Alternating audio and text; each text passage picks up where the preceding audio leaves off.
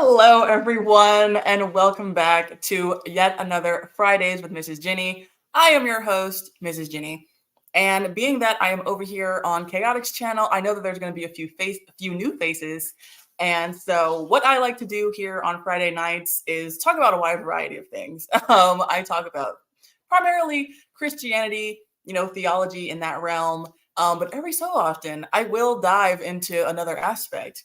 And so, friends, get your pens and your pads out because Professor Jones is ready to get class started. Okay. I haven't really done a stream like this since the beginning of the year where I completely debunked the billions of year myth about the universe and the age of the universe. And I told you in reality how old the universe and the earth is. So if you want to see that, then you can hop over there on my home channel and check that out once this is over.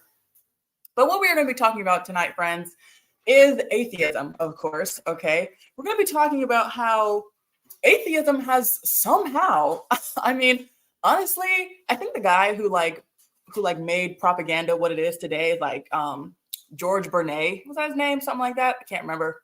But the guy who I think he was like the nephew of Sigmund Freud, you guys know who I'm talking about. He is very proud because somehow through the marketing of these experts, atheism has been able to lift itself up as the go-to de facto position of the reasonable and thinking man when it could not be further from the truth. Okay, friends, tonight I'm going to explain to you why being an atheist is not only wrong and just not a good thing to believe in, but it's incoherent. It makes no sense. And so to be a theist or to be a deist is the reasonable position to have, and to be an atheist, it's illogical. Okay, so many of our great thinkers of the day, Neil deGrasse Tyson, Michio Kaku. I'm dog watching. I might need to put them away, but all these different, great thinking minds that we have today, all these experts that we have today in these high science fields, they're all atheists. And so it would lead someone to believe that, okay, this is what intelligent people subscribe to. This is the intelligent way of thinking, when Empirius has said it so eloquently that atheism is the mental pathogen that destroys the logical mind. Okay. So yes, rare Catholic W. Okay. And so this is actually stream one of a 3-part stream that I'm going to be doing, a series where I am going to be talking about tonight why people should be theists instead of atheists. And then next week, we're going to be talking about why people should be Christians instead of any other religion. And then the last week, we're going to be talking about why people should be Baptists instead of any other denomination. And so these are going to, hold on.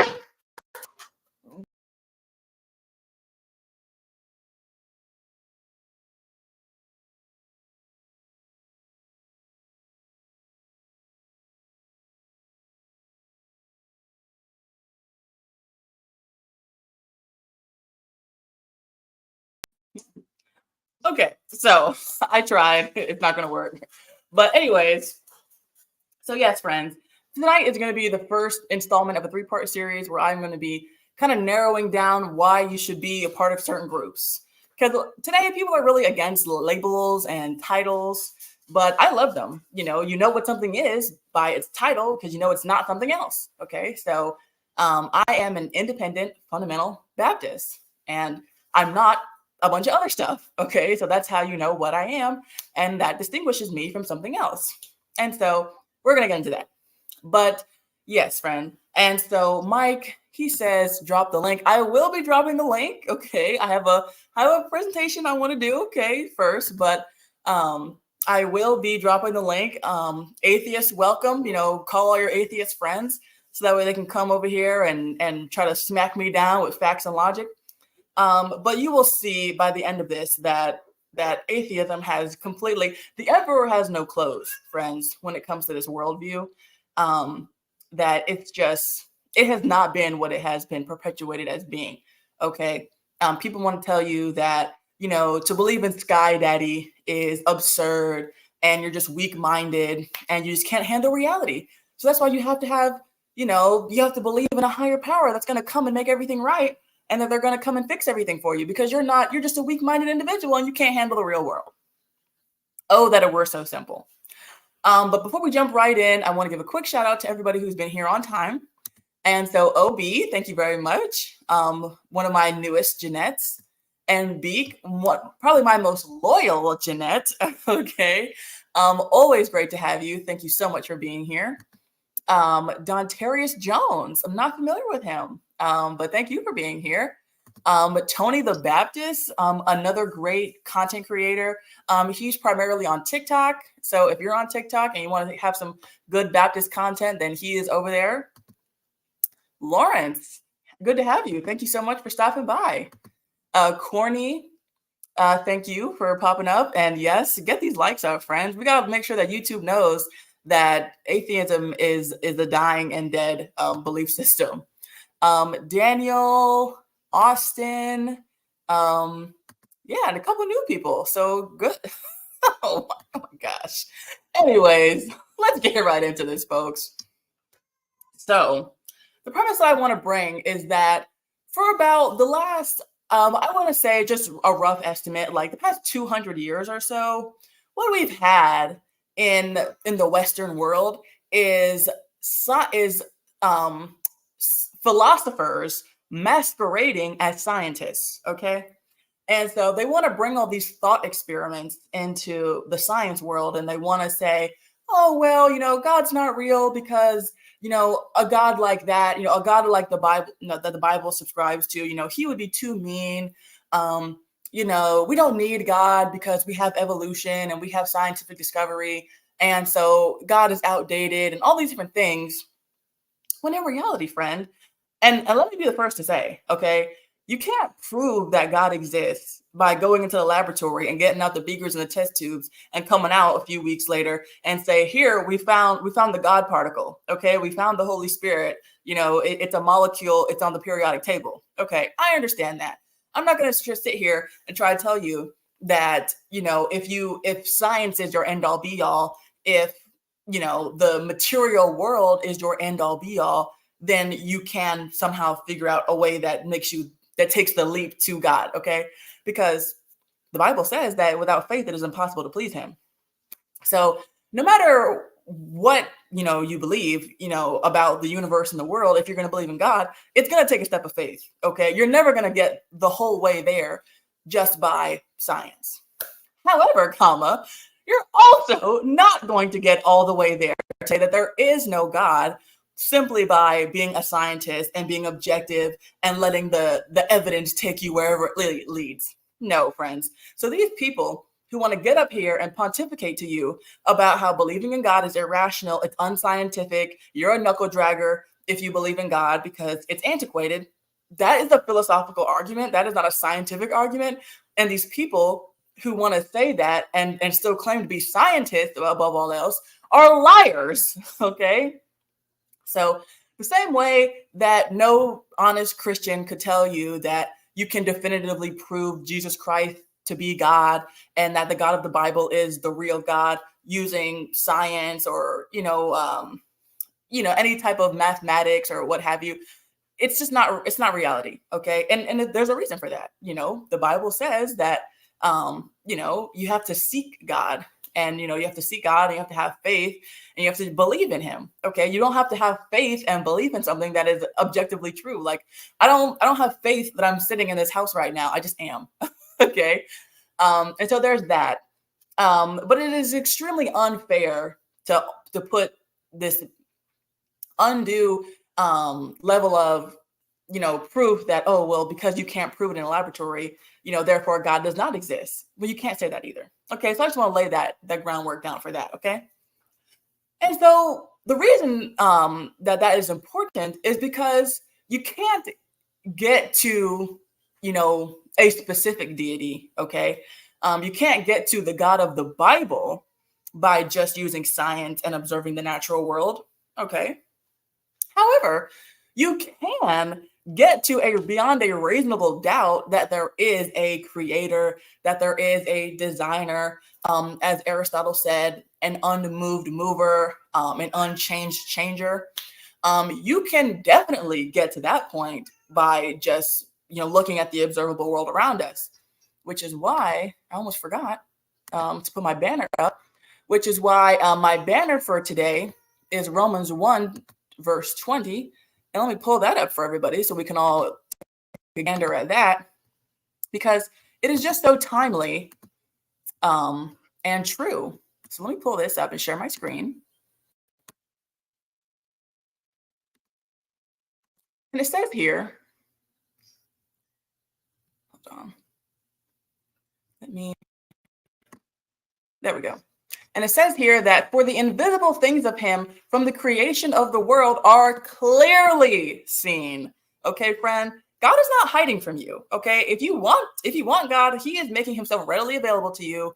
Seek the Lord while he may be found. Okay. And so if you want God, he wants you too. And so they are evident in the world. They are clearly seen, being understood by the things that are made, even his eternal power and Godhead, so that they are without excuse.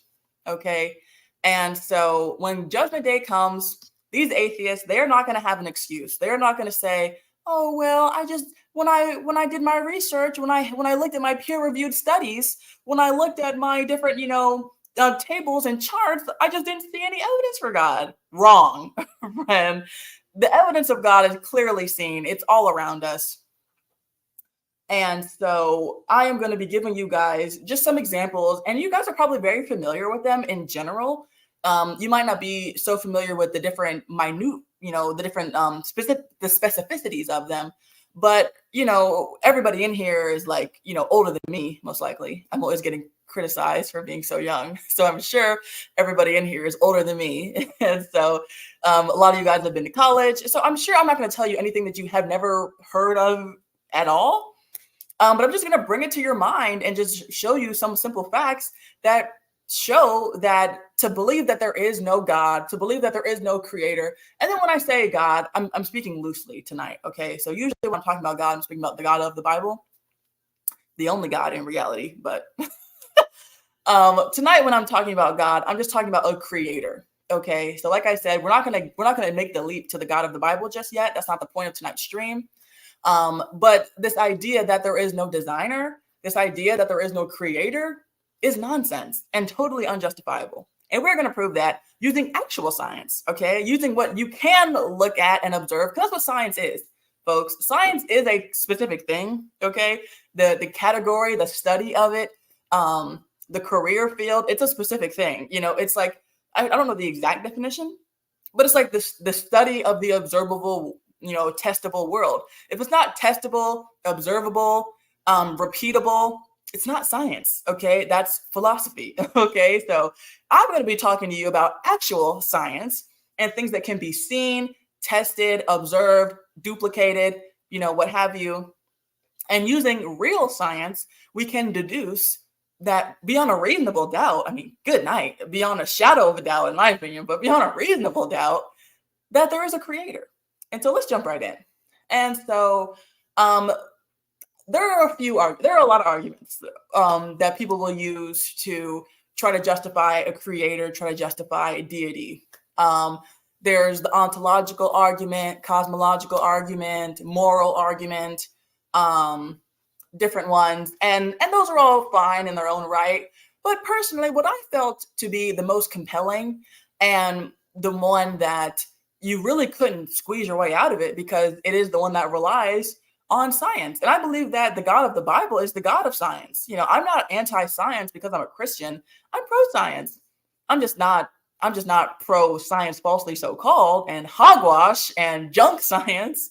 But I'm all for, the periodic table and, all the different scientific, method and all that stuff and testing and having a hypothesis. Like, that's all fine and great, because the actual God, he is the one who created that. And, mathematics is like a form of science, and, how we can test things out and see things, and, all of that is very good in its proper place. Okay.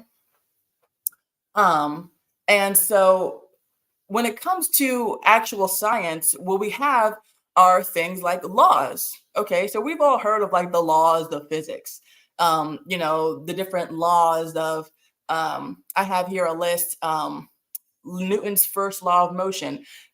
Newton's second law of motion, Newton's law of universal gravitation, law of conservation of mass, law of conservation of energy, law of conservation of momentum, and then I added one that was on this list that I looked at, which is the law of decay. But just looking at these for a moment, let's pull these up so we can be all on the same page.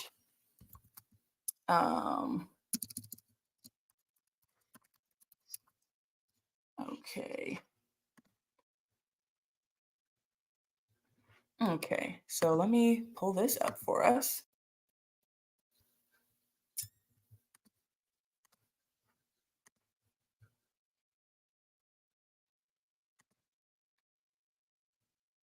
Okay, let me make that bigger so everybody can see that.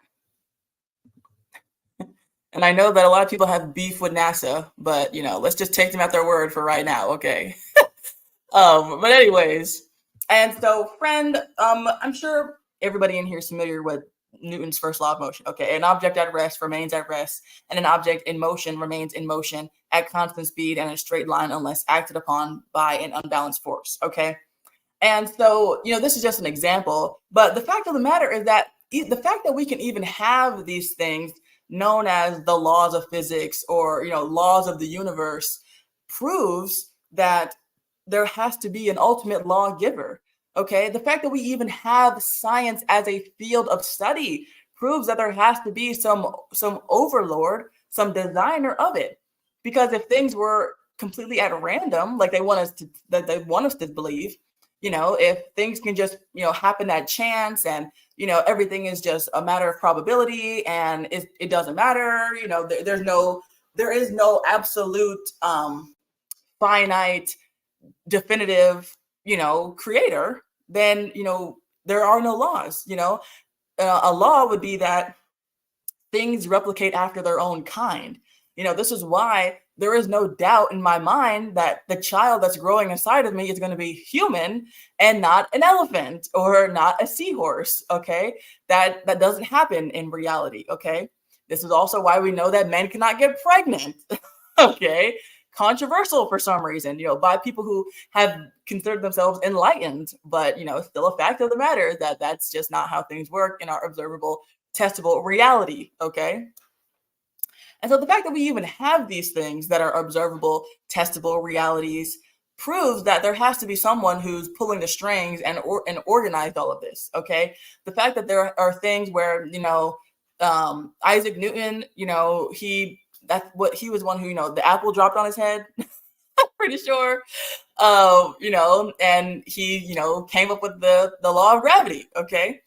The fact that he, hundreds of years ago could discover, and name what we understand as gravity, and it's still just as tried and true and has not wavered in any way. The fact that we have that, the fact that we have the law of the conservation of mass, the fact of the matter that we have the law of decay, that things when they are created are in their best form, or they are in a small form or in a minute form, and either things start out their best or they peak and then they eventually decay.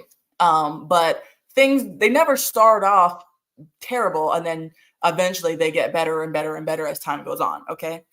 Things in the natural world, that is, so either things, they start off, in a very, what's the word I'm looking for? In a very, can't think of the word, but basic, I guess that's a good word. Things start off in a very basic form when they're created or when they start, and then they peak and then they decay, or they start off great and then they continue to decay. Okay. And so regardless, when things end, as things continue to go on, they will decay. All right. And so the fact that we can test that, observe that, the fact that nobody actually ever has had the disorder that Benjamin Button had. Okay. The disease where he started off old, he was born old, and then he lived and he, died young. Okay. The fact that we know that that's not possible is due to the fact of there is a creator who made it so that there is a certain way that reality works. Okay, there's a certain order, and we can trust that order. And so it's not reasonable, it's not logical to suggest that it all just happened by accident and that it's all came into place by happenstance, um, and that it doesn't have any type of order or reason behind it. Okay, um, and so there is that. And then, so I guess what you could call what we're going to be speaking of tonight um, is the teleological argument. Okay, so if you wanted to do more research into this and look this up on your own time, this would be most likely considered under the teleological argument. Um, and so this is the argument of fine tuning, the argument that, because the universe is so specific and so well precisely balanced, that it would be impossible, that it would have happened on itself or happened by accident without a design having been at the forefront. Okay. And so, like I said, I think that this is the most reasonable. I think that this is the most sound argument, because, like, when you look at the other ones, and they're good, they're not bad, depending on how reasonable the person that you're talking to is. They could be very good arguments, but I feel like this is the one that even the most hardened person, they would have to accept it as being logical. And if they don't, then they're just being dishonest. It's like, okay, like at the end of the day, okay, I know that you're just being dishonest and you're arguing out of bad faith at this point. If you can look at all these different proofs about the universe and oop, got rid of the wrong screen. But you can look at all these different proofs and come to the conclusion that there is no universe. I mean, that there is no God. Excuse me. Um, and so, because, like, one of the arguments is moral, okay? And the moral argument, I think is good because I think it makes sense that if there is anything in the universe that is objectively bad, then there has to be an ultimate lawgiver who said that such thing is bad, and that it really doesn't matter what we as humans, will argue about whether or not we think it's bad or not, because it is objectively bad because, you know, we all know and we all can accept that it's wrong. I think that's a very good argument. Um, but you could it's kind of it falls apart really quickly because people like me. I mean, I think it's obvious that adulterers should be put to death and that adultery should be a crime and that it should be you should get capital punishment for it because it's so evil and wicked. But there's a lot of people who would disagree with me. And so, what I think is obvious and reasonable, some people would say is extreme and fanatical. And so when it comes to the moral argument, there's only a handful of things in today's world that we can all agree on that are objectively bad. And so it's a good argument. I don't think it's as good as this one though. So that's why I'm sticking with this one. And so to get into an example of this, there is the example of the gravitational force constant, which is that large-scale attractive force holds people on planets and holds planets, stars, and galaxies together. If it were too weak, the planets and the stars cannot form. However, if it were too strong, the stars burn up too quickly. Okay, so there's that. That's the gravitational force constant. The next one is the electromagnetic force constant. And that says that small scale attractive and repulsive force holds atoms, electrons, and atomic nuclei together. If it were much stronger or weaker, we wouldn't have stable chemical bonds. Okay, so like I said, these are things that are testable, observable, repeatable. The strong nuclear force constant is that small scale attractive force holds nuclei of atoms together, which otherwise repulse each other because of the electromagnetic force. If it were weaker, the universe would have far fewer stable chemical elements, eliminating several that are essential to life. Okay. The next one is the weak nuclear force constant, and that says that it governed a radioactive decay. If it were much stronger or weaker, life life essential stars could not form.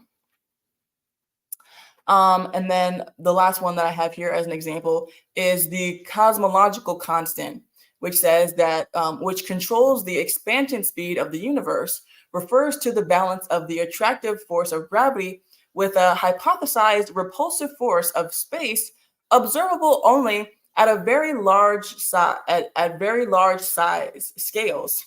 It must be very close to zero. That is, these two forces must be nearly perfectly balanced. To get the right balance, the cosmological constant must be fine-tuned to something like 1 part in 100. Oh dear. It must be fine-tuned to something like 1 part in, I think that's supposed to be 10 to the 120th power. In my notes, I put 101220, but that's supposed to be 10 to the 120th power. So it says the cosmological constant must be fine-tuned to something like 1 part to 10 to the 120th power. And so 10 to the 120th power is like 10 with 120 zeros behind it. I believe that's how that breaks down. And so quite a large number, okay, obviously.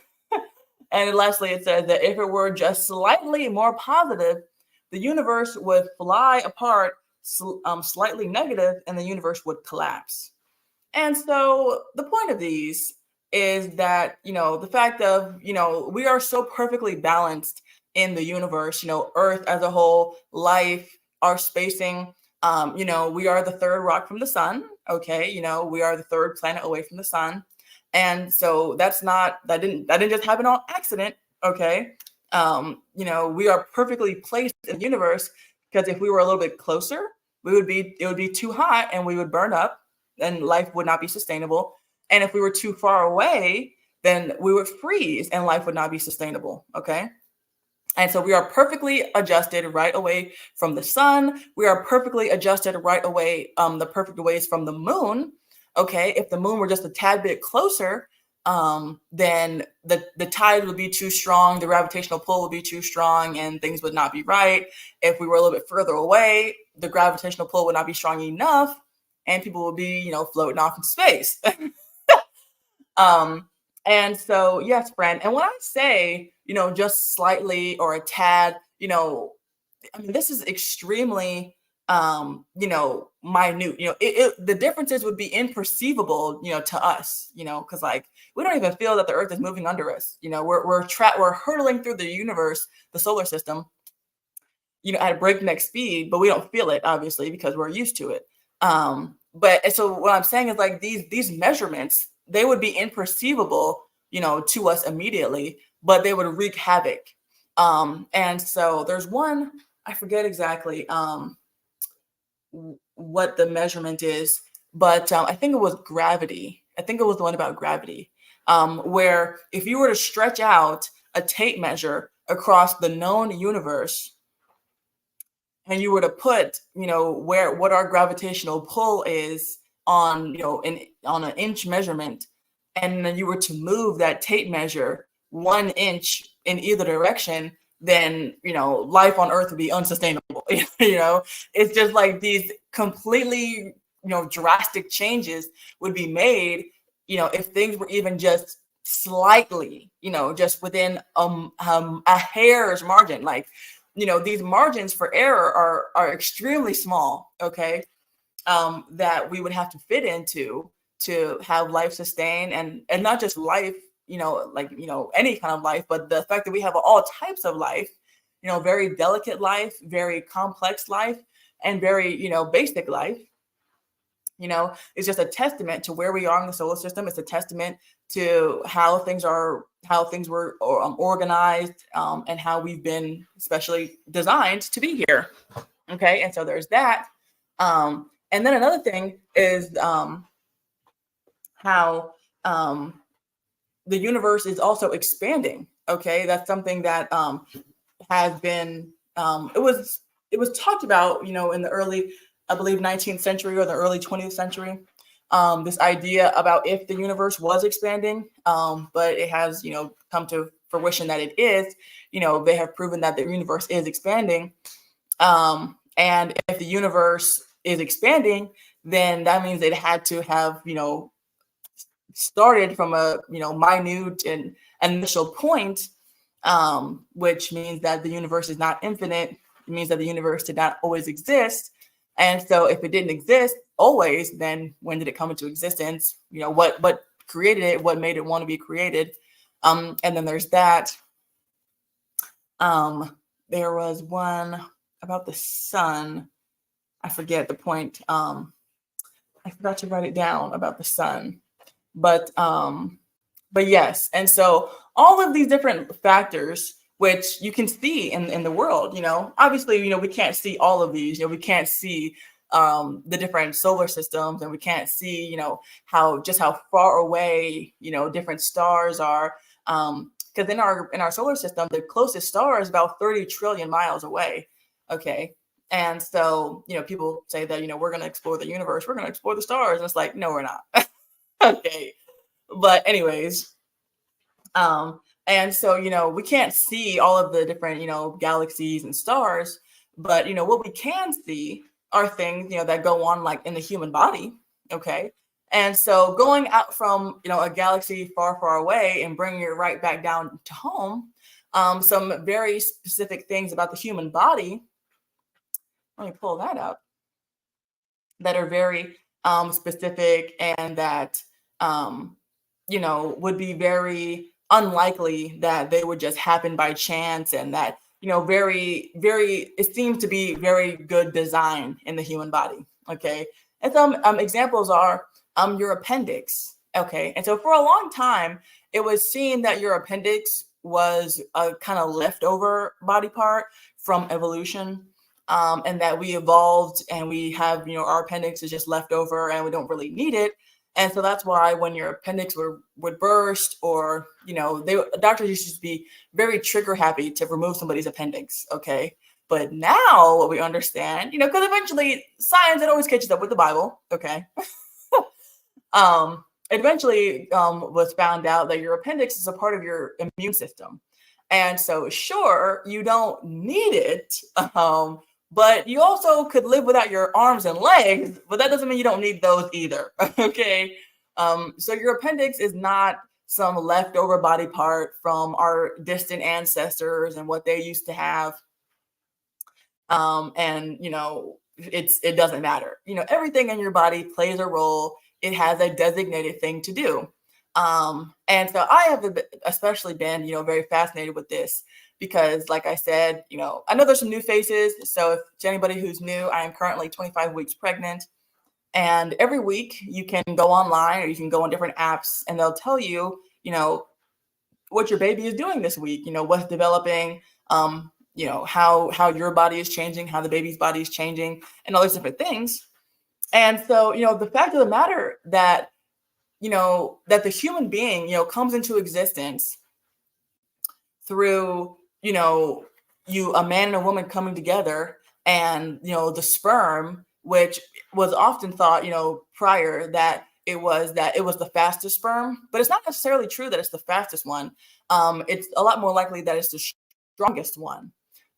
So whether it be the strongest / the fastest, what have you, but it's usually that it's the stronger sperm will be the one that wins, and not necessarily the fastest, because a sperm can get there to the egg first, but if a stronger sperm comes after it, then that stronger sperm will take over. Anyways, so there's that. And so, by that process, and it's like, that's just the basis, the foundation of humanity, and we still don't even fully understand that. It's just now been recently discovered that it seems like when the egg is fertilized, when a child is conceived, that there's a burst of light that comes from that. And how ironic is it? Because in the beginning, when God said, "Let there be light," at the creation of life, there was light, and it seems, I didn't get the the citation on this. It's just a video I saw on Instagram. Okay, so take that with a grain of salt. However, I have good reason to believe, because I've seen it on a few different pages, and so some of them seem pretty legitimate. Where it is now being discovered that when the egg is fertilized, that there is a burst of light that comes off from it, and that is at the point of conception. So very interesting that this specific design takes place when a human comes into existence. And then as the child is developing in the womb, you're getting like 4,000 new cells every second. When it comes to your brain, you're getting like 10,000 new cells every second. Your body is just creating itself at an astronomical rate. Your cells can travel from from one part of your body to a different part of your body to what would be comparable to us walking across the United States. When it comes down to scale. And how do these cells know what to be and where to go? How do the cells that become your arm, how do the cells that become your heart, how do the cells that become your hair know to become those things? Okay. It would seem that they are being ordered by the great orderer, if you will.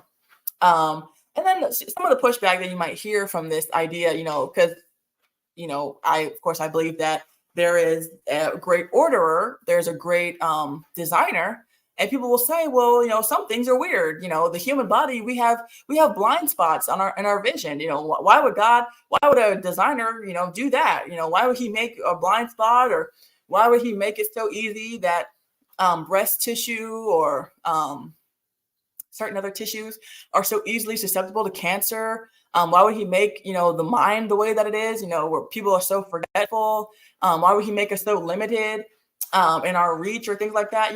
Why would the almighty creator do things like that? And we don't know exactly why everything in our body is the way that it is. But that does not negate that there is a design. Or like, when people say like, oh, people have disabilities, people are born with disabilities. People are born, sometimes they're, conjoined twins. People are born with cleft lip. They're born with no ears. They're born with no arms. This is proof that there is no God, because look at this, all this faulty machinery that's coming down the pipe.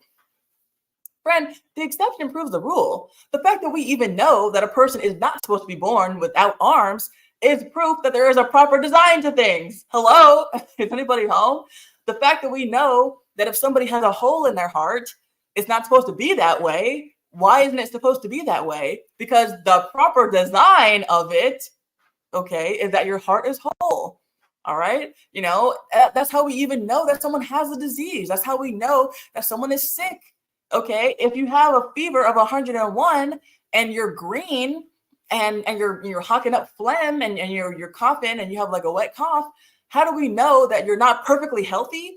Because you're not supposed to be that way. And the reason that we know you're not supposed to be that way is because we know that human beings are supposed to be a certain way.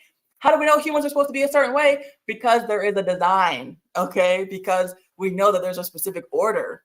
And so these weak, flimsy arguments that say that, oh, well, because there's malfunctions and because things go wrong, that means that there is no design and it's all just randomized. No, the exact opposite, actually. And so, yes, there's that. So that, all that stemmed from the appendix. And then there's, like I was saying about, when your body is being created, your different cells, how they know where to go, your different cells, why are your lungs one of the last things to be developed? That's a good question. I don't know exactly the reason for that, but there's a specific reason for that. So many different things that we just take for granted in our bodies that just operate, like right now at 25 weeks, the baby, he's, his nostrils are opening up. A couple weeks ago, his eyelids were opening up. He was getting, practicing blinking. He can now sense light. If I were to flash a flashlight on my stomach, he'll be able to sense that. They can, start smelling. Their taste develops. I think it developed a couple weeks ago. And so all these things that we just take for granted, they had to be developed. And how do we even know? How do we know? Like, how would those cells know to be those certain things and to go those certain places? it just makes more sense. It would be more reasonable, now stepping away from science for a second and now jumping into philosophy. Occam's razor. The most logical explanation is probably the most simple one. Okay, so if it takes some convoluted, extremely, involved explanation as to why something happened, then it's probably wrong. Okay, not always, but it probably is wrong. Um, just like when we talked about earlier about the different things that in the solar system that are very fine-tuned, about our distance from the sun, our distance from the moon, the level of gravity, the amount of oxygen that we have in our planet, all these different things that are very specific. People they'll try to deflect from that, and they'll say, oh well, we live in a multiverse, and it just so happens that we live in the planet Earth that is that has all these things. And but the other different universes, they are all different, and life sustains in their a different way. And it just happened, by chance, that we live in the perfect one. Friend, first off, there's no evidence for the multiverse. Okay. And so, like I said, these philosophers, these Trekkies, these science, these people who are these science fiction people masquerading as scientists want to get up and tell you about the multiverse. Friend, if it's not testable, observable, and repeatable, it's not science. Okay.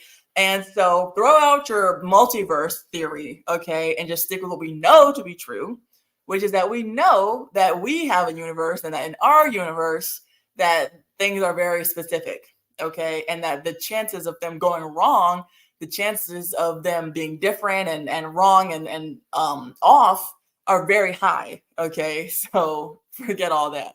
Forget the multiverse, and forget whatever the other one I said that was improbable.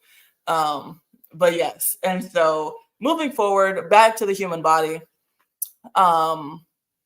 Okay. Okay. And so the next couple examples I'm going to give, I actually spoke on in the stream that I did about suicide. And so if you missed that, then you can head over there and check those out. But, your body has a lot of natural reflexes as well. Okay. And so I think one of the things that's actually, getting started up this week, thinking about it, is that, babies, human beings, they have the startle reflex. So, if you're walking and you're minding your own business and someone taps you, or if you are falling out of your bed, or, you hear a loud noise all of a sudden, then you get startled, you jump. And that is a reflex. Okay. And so that's what's going on in week 25 right now. My baby is developing his startle reflex. But your body is full of different reflexes. I talked about in that other stream where, it's so unnatural for someone to want to do harm to themselves, because your body naturally wants to live. So like if you were to fall down forward, if you were to be pushed or tripped and fall forward, your arms would naturally press out in front of you and you would catch yourself. Okay. Unless you were physically strained, you would have to put out your arms. If you fell backwards, then that's a different story. But if you fall forward, then your arms are naturally going to want to get up and protect you. That's a reflex. Why is that something that, does every single human being on the face of the earth have this reflex? Probably not. Just like every single human doesn't have a nose, okay? But speaking in generalities, everybody has this reflex. And why is that? And if someone didn't have the reflex, then we would know that something is wrong with them, and that there was a mishap somewhere when they were getting cooked up in their mother's womb, okay? And so, why is that? Why did that, we just evolved over time that, we have this reflex, and the people who didn't have the reflex, they all died off, I guess. But yeah, so there's that. If you're drowning, your lungs will actually expand and cause you to float. Your throat will close up to prevent any more water from getting in, and your lungs will swell so that way you float to the top so you can get more air. Okay, and so that's a natural reflex that your body has, because your body wants you to live. Your body is trying to protect you. Another example is that newborn babies. Okay, of course I have babies on the brain. They know how to swim. Okay, And if you put like a newborn baby in a pool of water and you hold them, just don't just throw them in there. But if you hold them, um, then they'll start paddling and they can swim. Just like how a child does not breathe air until they are actually born out of the womb. What they're breathing, they're getting their air from their umbilical cord, and they're not breathing in air through their mouth and nose. How does the body know to do that? How do children in the womb not drown? We're air breathing creatures. How does the umbilical cord provide enough air? How does your body know to not and try to intake the air or intake the surrounding fluid, and cause the child to choke? It's because it's designed that way. That's why. Another stat I thought was very interesting is that once the oxygen supply is cut off, a human brain can survive for up to 3 to 6 minutes. Okay. Now, every minute that your brain goes without oxygen, serious damage is being done. And then once you get to the 6 minute point, I mean, if you're lucky, that is, then if they resuscitate you, then you're probably going to be a vegetable. But hey, you'll still be alive at the very least. But so there's that. And so yeah, your body, it's always trying to figure out a way, it's been pre-programmed, it has a software of things that will protect you and keep you alive and have you be okay at the very least. And then the last point that I want to make on this is that a human heart can beat outside of the body as well. So I guess this is very important when it comes to like transfers, like organ transfers. So, they take that heart out of the person who is about to die or maybe just died, and they take their heart out, and I guess they can put it on a machine, and keep it continually pumping while they transfer it to the next person, or, what have you. But, I guess this is saying like if your heart is, still connected to your arteries, but yet somehow it's out of your body, then it can still beat. So there's that. And then there's a few more as well that, are very interesting, but those are the main ones that I thought were, worth noting.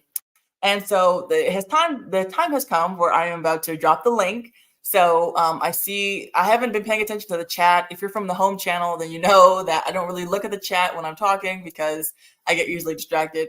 And so I can't talk and look at what you guys are saying, but I see a lot of this going on over there. So if anybody wants to come up, then now is your opportunity. I'm going to drop the link,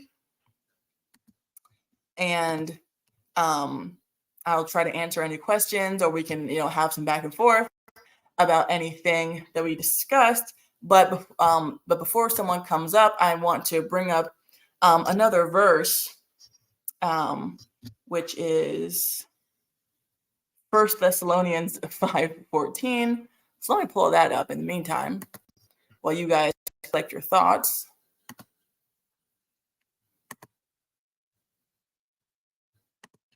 Okay.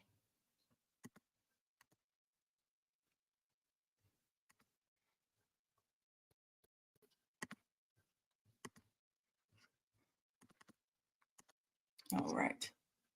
And so, is it showing? There we go. Perfect.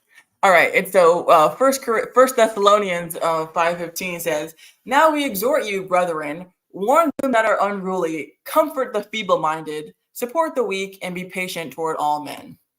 And so if you are a Christian like me, if you are a believer, friend, atheists are not our enemies, okay? At the end of the day, this is not an us versus them battle. We are to comfort the feeble-minded and be patient with all men. And so if we're having a discussion with someone and it's turning into an argument, then, probably best to just kind of, put that on the back burner and come back to that at a later time if you can, because we don't want to get to this attitude of, I'm going to, smack them with facts, and I'm going to, show them, and I'm going to prove to them, and I'm going to beat them down with the truth. We don't want to have that kind of attitude. We want to, show people the truth, and we want to, speak the truth in love to people. And so there's that. And there's another verse that I wanted to bring up,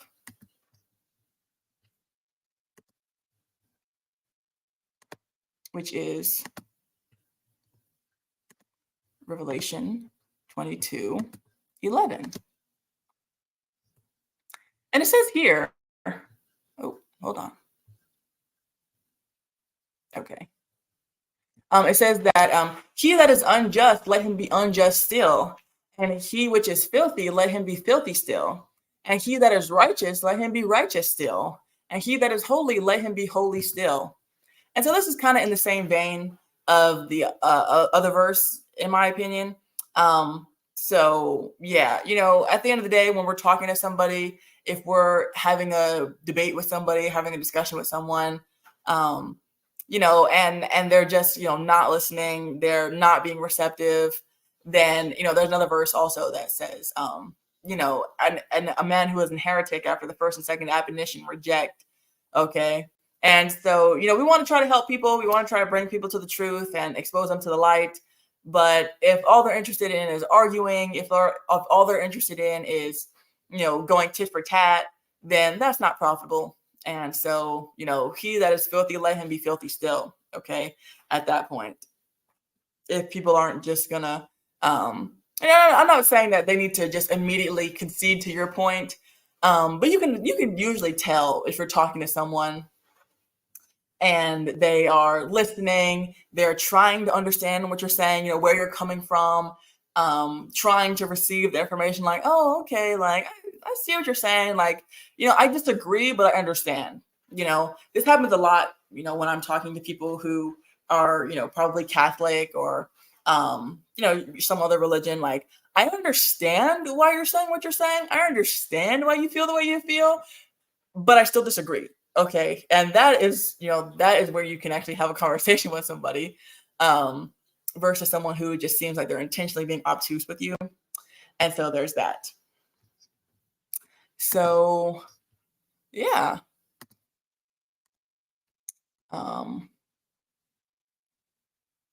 So there's the link. And then also, as we're waiting for some people. Oh wait, did I miss one? Oh wait, I might have missed one. Hold on. Let's see, I have another one written down.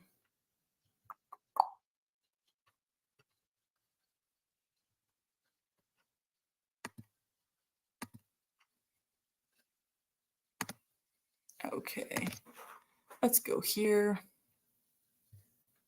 Oh, yes. I can't believe I almost forgot this one. But yeah, so here is another verse, and it says, this is Psalm 19, 1 and 2, and it says, to the chief musician, a psalm of David, the heavens declare the glory of God, and the firmament showeth his handiwork. Day unto day uttereth speech, and night unto night showeth knowledge. And so this is basically like the Old Testament version of what we read, what is on the screen, Romans 1:20. Which is saying that, the heavens declare the glory of God. So when we look up at the solar system, when we look up at the universe, then we can see that there is evidence of design, and we can see that, there is a God and that he loves us. Couples Light, he says KJV. Oh yeah, KJV is the only one for me. Okay. Do not get anywhere near those fake modern Bibles, for any reason. Okay. So yeah, it's KJV only around here. And all God's people said amen. But I saw this post one time. I think it was like on a recipe, but one of the comments, it said that we can know that there is a God and that he loves us because he made onions and garlic. And I said, amen. All right. Okay. So we have our caller for the evening. And okay, I see you're on camera. It's a little dark where you are. Can you lighten it up a little bit? Or okay, I think he's going to go get some more light. So yes. All right. So we have our first caller. So we'll be seeing what he has in store. Couples Light says 1000 amen. Yeah. Yeah, I can't get with these modern versions. No way. They attack the deity of Christ. They diminish the blood. They don't talk about hell. Can't do anything with that.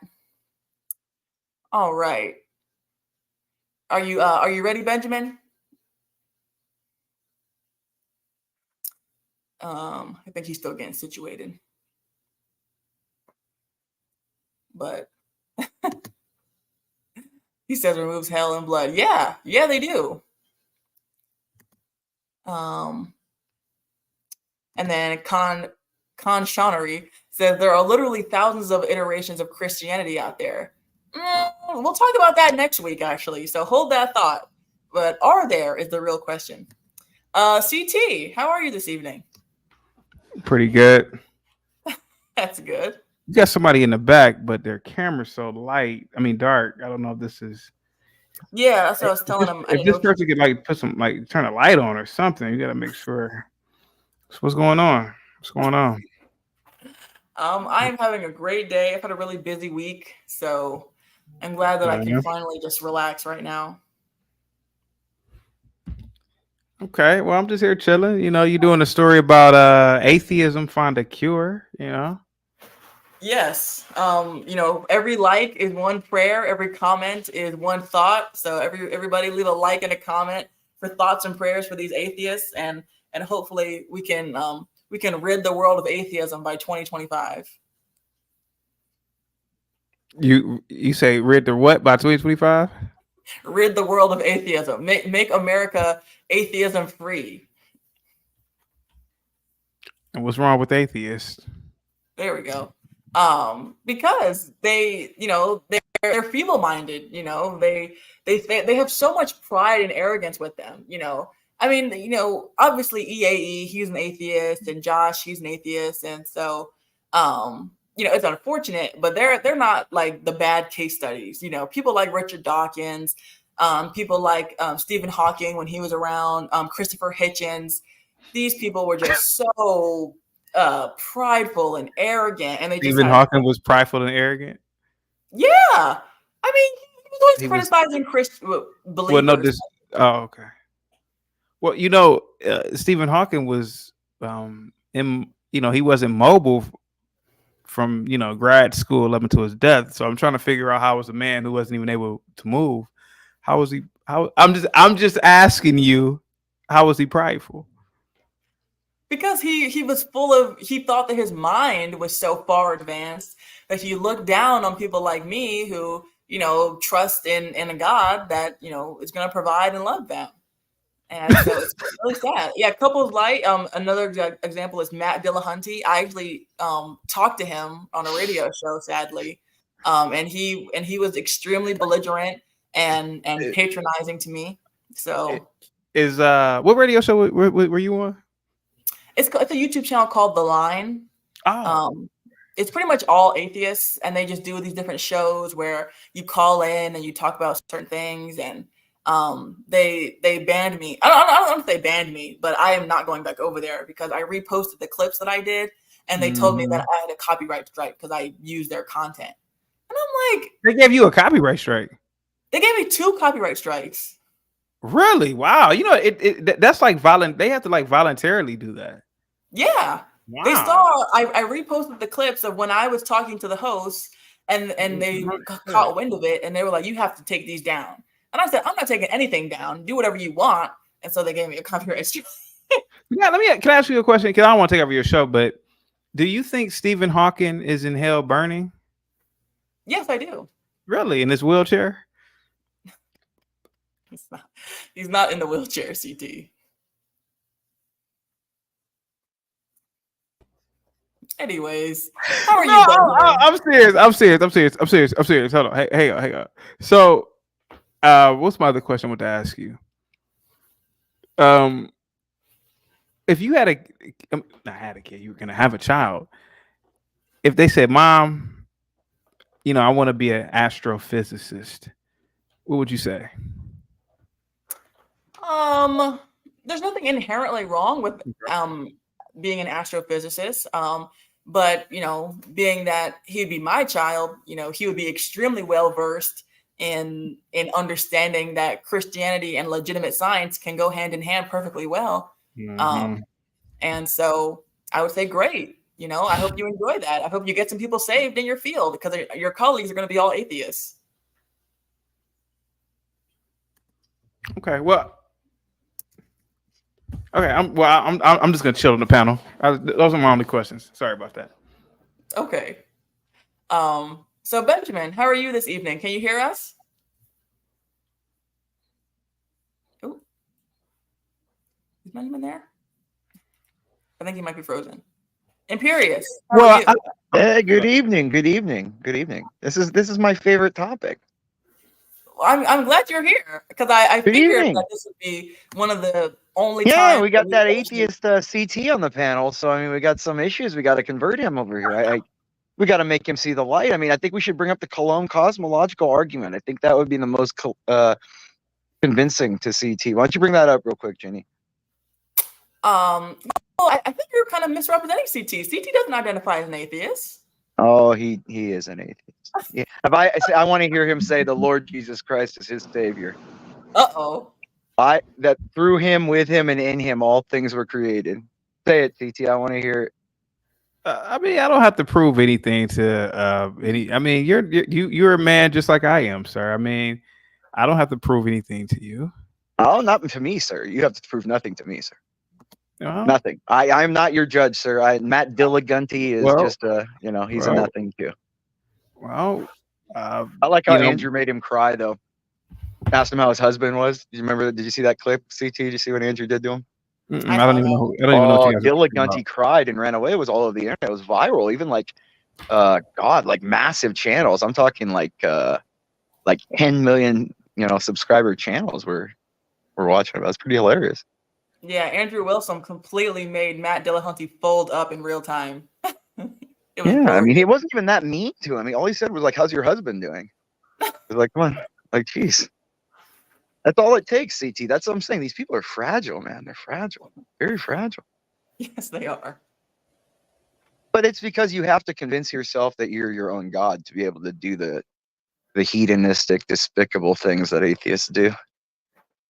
Yes, absolutely. So, Imperius, were you ever an atheist, or have you always been No, Catholic? I was baptized Catholic like 6 days after I left the hospital.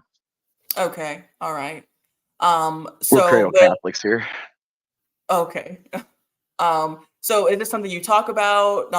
What are some of your favorite proofs for God or the existence of a creator? Well, I mean, there's a lot of them. I mean, like I said, the Coulomb cosmological argument's a really good one. The philosophical deduction is another one. I mean, you can just look at philosophically, there has to be a beginning. There's no infinite regression. That's Right. atheism is infinite regression. There is no uncaused cause. So philosophically, it's a negative, anyways. And that's the thing. Even people think like Stephen Hawking's really smart. Yeah, he was smart at one little thing. He was able to discover certain aspects of black holes and gravitational theorems. But the man also said that nothing is just an idea until we figure out what it is. That was his argument against God. So Okay. he's not this brilliant man. Like you should look up like Stephen Meyer, Dr. Stephen Meyer. He's a doctorate from Cambridge about the philosophy of science itself. He wrote a couple great books. Some of them, The Return of the God Hypothesis is a great one. You should look up. Okay. Dr. John Lennox. He's the professor emeritus of mathematics at is it Oxford or Cambridge? One of the two. He used to debate that man right there, and he crushed him. Hawking. He used to, oh man, John Lennox has been crushing Dawkins and all of them. Stephen Hawking. I mean, like all of them. What's his name? Hitchens. He had a great debate with Hitchens. He wiped the floor with him. Hitchens tried his rhetoric, but the thing is Lennox is just this smart old man, dude. He's just so far ahead and his rhetoric is great too. And he's so positive, and the way he speaks is just so much more uplifting than Hitchens' passive aggressive nonsense. Yeah, I mean, there have been theists that have been wiping the floor with these people for a long time, but again, people only propagate this new atheist movement since like 2005. It's like this autistic loser, we're being edgy, man. We don't believe in God, man. We're edgy. That's all it Yeah. is. That's all With it is. The rise of Aaron Ra. Jenny, and... let's get. I gotta drop off, but I want to say one thing before I leave. and you go, and you got the admin privileges. Yes. The man Imperious. Have you heard him say some of the, I've heard him say some of the most vulgar and filthiest things. Is he truly a man of God? All right, have a Yeah, well, I sin, yeah, sure. But is that a mortal sin? No. Cursing is Hello, not everybody. and like I said again, it's this is nonsense.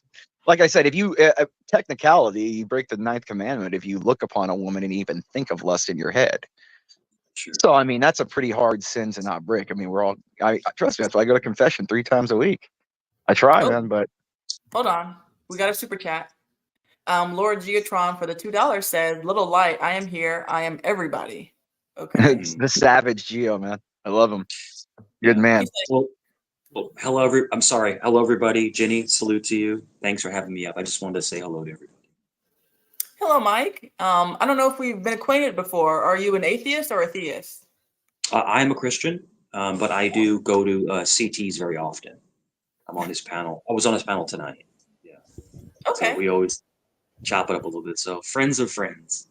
Yeah, the CT's being that's an CT. The problem right there is what you're saying is that being just straight pacifistic and also like being that's not necessarily the only thing. Christ, remember, the apostles, Peter and Simon both carried swords. If they were these pacifist nonsense, they would have not had swords. They would have had to turn over to the Romans. Well, even angels K-worded people. I mean, angels were warriors. You know, even though you're part of God's grace, you're still a warrior. Well, what did Christ say in Luke? He said, if you have a cloak and not a sword, turn your cloak in and get your sword. I mean, apparently the greatest warriors were the angels. You know, they were How you pretty doing, brutal. Miss Ginny? But they killed. That's your name? They K-worded in it for the grace of God. You know, so but there's so much to unpack there, and I want to ask everyone's opinion. And this is the one question I've always had for people.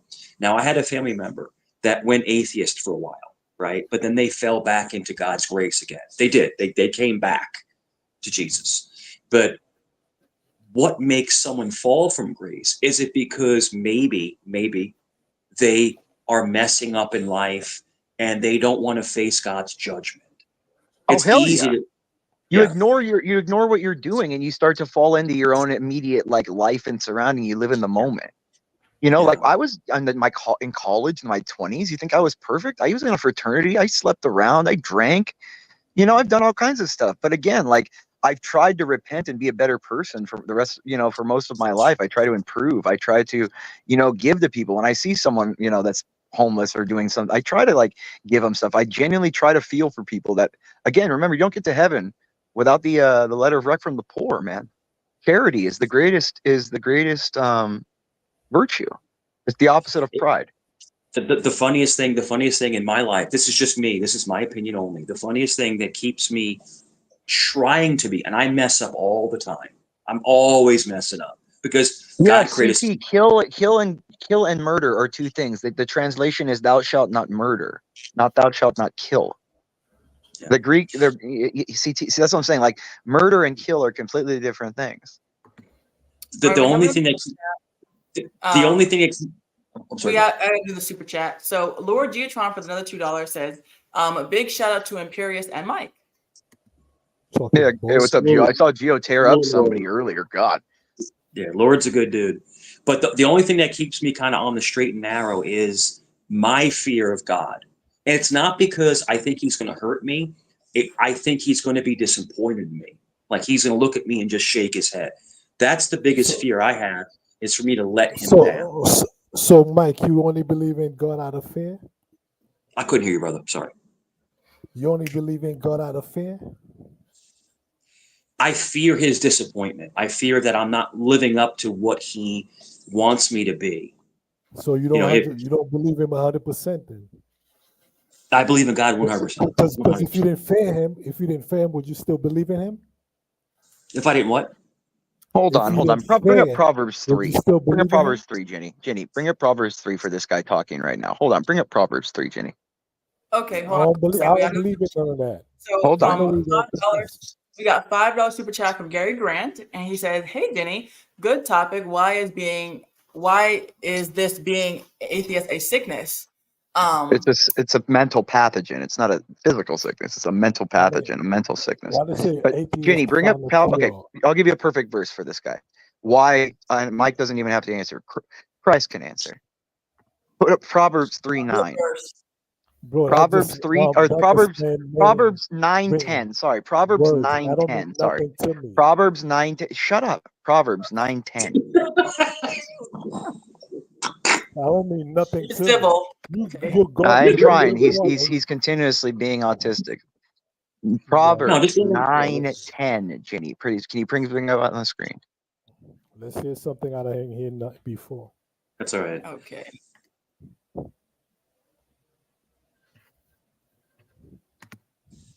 All right. It says that the fear of the Lord is the beginning of wisdom, and the knowledge of the holy is understanding. Yes. Yes. How do you feel about that, sir? Me? Again, Oh, who- No, the other gentleman that was somehow Again, like I ridiculing you for said. fearing the Lord. Again, like I said, the fear of the Lord is what? At the beginning of wisdom. What does that mean to you? Because that Well, could be something totally different. It to means me. that if you don't believe in consequences for your actions, you have no reason to do anything good. So therefore, you need to understand that there are consequences. Okay, so I don't have to fear the Lord to know that there's consequences. Why would you not fear the Lord and the consequences? I don't have to fear the Paul Lord. tells you about burning in the lake of fire. You'll be thrown into the lake of fire. Why would you not fear that? Okay, but I don't want to listen, burn for though. eternity. I burned my hands and legs before. Listen, I've though. accidentally picked up hot shit when I didn't know it was hot. It listen, hurts. though. Well, and here's the thing, the Bible, why does the Bible say fear the Lord, but also say do not fear? Well, the reason for that is because fear leads to a submission of something. If somebody is afraid of a bully, they're going to submit to that bully, or they're going to be more prone to submit to that bully. In the case of, temporal material matters, if you fear temporal material matters, you're going to submit to those temporal material matters. But if you fear the Lord, you're going to submit to the Lord. And ultimately, a person's end is to fear the Lord. Submission and fear is two different things. It's like you failed your father when you were a child. You had Hold fear of your father. That's what it was. Submission and fear is two different things. That's not the same thing. So, Zoe, what is your stance? Are you an atheist or are you a theist? I'm a naturalist. So he's an atheist. He's an atheist. He's a subjective moralist. I told you I'm a naturalist. I'm an an evolutionary naturalist. Okay, so tell me how did evolution occur? I don't have a belief, bro. That's so you don't. So you're a nihilist. You're not a no. You're not a. Hold on. He's not a naturalist. He's a nihilist. He just says he doesn't believe in anything. So you don't believe in a higher power, Zoe? Let me rephrase that. No, he doesn't believe in he doesn't believe in anything. Let me rephrase His brain that. doesn't it doesn't work that well, so I guess he doesn't believe in anything. Yeah, you're right, because you know me. But I don't believe in the Bible. I don't believe in the Quran. I don't believe in no religion. I believe in that's man-made. Well, of course it's man-made. Man wrote the things down, the text, but it's inspired by God. It's through the works of the people who are next to God. So why is it the same people that wrote the Bible that so-called believe in God was the same people that was causing destruction? Do you know the Bible that you read in, the God that you believe in, caused more destruction than anybody? Hold on. Tell me when and where. Hold on. Two things morally. First, if the God that I am speaking of has created all things and is the epitome of all judgment, wisdom, time, space, matter, and energy, why would he not have the right, if he is disobeyed, since he gave life, to take life away? The moral right. You know why? Because at the same sentence, he said, after he did that, he said he realized that he made a mistake. That's why he created a rainbow. He never said he made a mistake. What are you talking about? Where did that happen? So let me finish. That's why I said after he created the flood, he said, you know what? I realized I made a mistake. He created a rainbow. He said once every human being looking to the sky, they see a rainbow. That's a covenant that's a promise he made to them that what he did was a mistake. He would not do it again. That's the real meaning of a rainbow, bro. No, the meaning of the rainbow was a covenant with his people to show that what he did was to clean the earth and restart it, and he promises not to have to do that again because the sun will come on the judgment day. You need to read the Old Testament in relation to the New Testament, the fulfillment You of the Old you Testament. add in your own. You add in your All own right. words. No, You sir, add that's your own not words me adding the into it. old. Okay, I'm sorry, Jay. Go ahead, Ginny. I'm sorry. We need to get the other panelists in here to chime in. So, Pseudo, you were next. Pseudo, how are you this evening? I'm doing good. How are you doing? I'm doing exceptionally well. I would ask you, but I already know where you stand. So, what do you think is the greatest proof that God exists? Well, it's funny you should mention this. I was on a panel a couple days ago with a bunch of atheists, and we got into a pretty heated debate. But I think probably my favorite argument for the existence of God is probably the existence of intellect. Because think of it like this: nobody who gains any sort of knowledge naturally internally gains that knowledge. They gain that knowledge through an observance of external things. So if you become fluent in Spanish, you don't just wake up one day speaking Spanish. When you were born, you were a baby. You couldn't speak English. You only learned to speak English because by observing things around you. So ultimately, if the first humans posited rationality, they had to posit rationality from a certain thing, and there's no other, animal or species in nature that posits the same rationality as humans. And if there was, they'd have to gain that from something, but there clearly isn't. So the only explanation is that the first humans gained that intellect from a pre-existing intellect, and that pre-existing intellect is God. Okay, that's a good Well, point. it's more than that as well. I'll add on to it. The information itself is proof of an intellect. How do you have information, the DNA code of all life? Atoms themselves are coded with information. Physics is information. Radio signals, light is information. This is information that is in reality itself, a fabric into the reality itself that we live in. Information can only be created by an intellect. And these are universal laws. The gravitational constant of the universe does not change.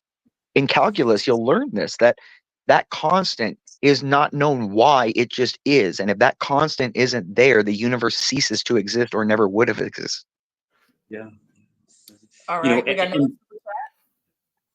from Lord Geotron once again. Thank you for your generous contributions. He says, "Where's good, freedom, equality, and love come from?" Thought-provoking statement. Jesus. And Well, Tony, hey, Tony, did you want me to read Romans 1:20? Yeah, bring it up. It's a good. Yeah, it's good. That's a good verse. He is a Baptist, but that's still a good verse. Yeah. Let's not get too lost in the weeds. Okay. I'll be nice. I'm sorry. I won't start it. Whenever you're done, I'd like to tell you a really heart story that happened to me, a near-death experience. But I'll wait till you're done. Okay, thank you. Because I do want to hear about that. But I just want to make sure that first we're getting everybody who's on the panel to chime in first, and then let me bring this up for just a moment. So yes, I had to cut off on my scrolling because it doesn't all fit. But Romans 1:20 says, "For the invisible things of him from the creation of the world are clearly seen, being understood by the things that are made, even his eternal power and Godhead, so that they are without excuse." And it looks like Tony is ready to scramble. He was talking some junk against Baptist, Tony, but I'm gonna let it slide just one time. I'll bring up my verse, Isaiah 45, 1-8. Oh, okay. And I'll tell you why that verse is so special. It was written 250 years before the person in which the verse is speaking to. Okay. I'm gonna pull that up, but in the meantime, Gary, how are you this evening? Are you there? How you doing, Jenny? Long time, girl. Gary, salute me, friend. Gary, are you a theist or are you a theist? I'm a human being. I don't follow any religion or any non-religion. Did you say Isaiah 45, Imperius? Isaiah 45, 1 through 8. Isaiah 45. Okay. So Gary, you don't believe in God? Oh no, No. I don't believe in any being greater than a human being. Well, then this verse will help him because it's speaking. I don't. Excuse me, sir. I don't need any verse to help me. Well, you do. No. Okay. Because your wisdom is Let- loud. oh, You gotta let other please. people talk, Imperial. I know you're very Like, come on, disrespectful. And I know there was, you now say- let me explain something. Hold on. No, please don't There was an explain there was a anything. saint. Somebody's There's a speaking. saint. There's no need for Yeah, you. yeah, you're not somebody. You're not Just somebody. Hold on. I Educate love him. you, I am Christians. educating. Educate You're him. not educating anybody. Number No, go one, ahead. everybody's got their own opinion. No, your opinion doesn't matter. Facts matter. I don't care about Okay, your feelings, your personal okay, all right. Since facts matter. Be Oh, polite. hold on. What Since is facts, Imperial? are we speaking here or like I Easy, heard take it everybody? easy. Why do people Yeah. have to interrupt?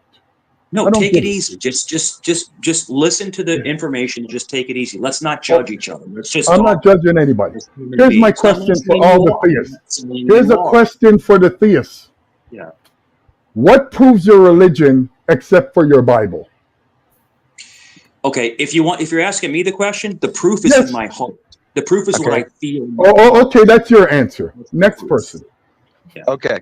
Historicity. 1. Josephus. Bring up Josephus. Josephus. Okay, I love that story because I love That's you not a New story. Age He has written. He Christians. has his writings. His writing. First of all, He was. Yes, he was there. Josephus He knew the spoke about Jesus. He Yes, was not he did. speaking about the Jesus that you guys speak Why, about. he wasn't. Why is that? Because he called him the Christ and that he rose from the dead. Bring it up. Oh my Bring up goodness. Josephus's testimony about Christ. Go ahead, bring it up.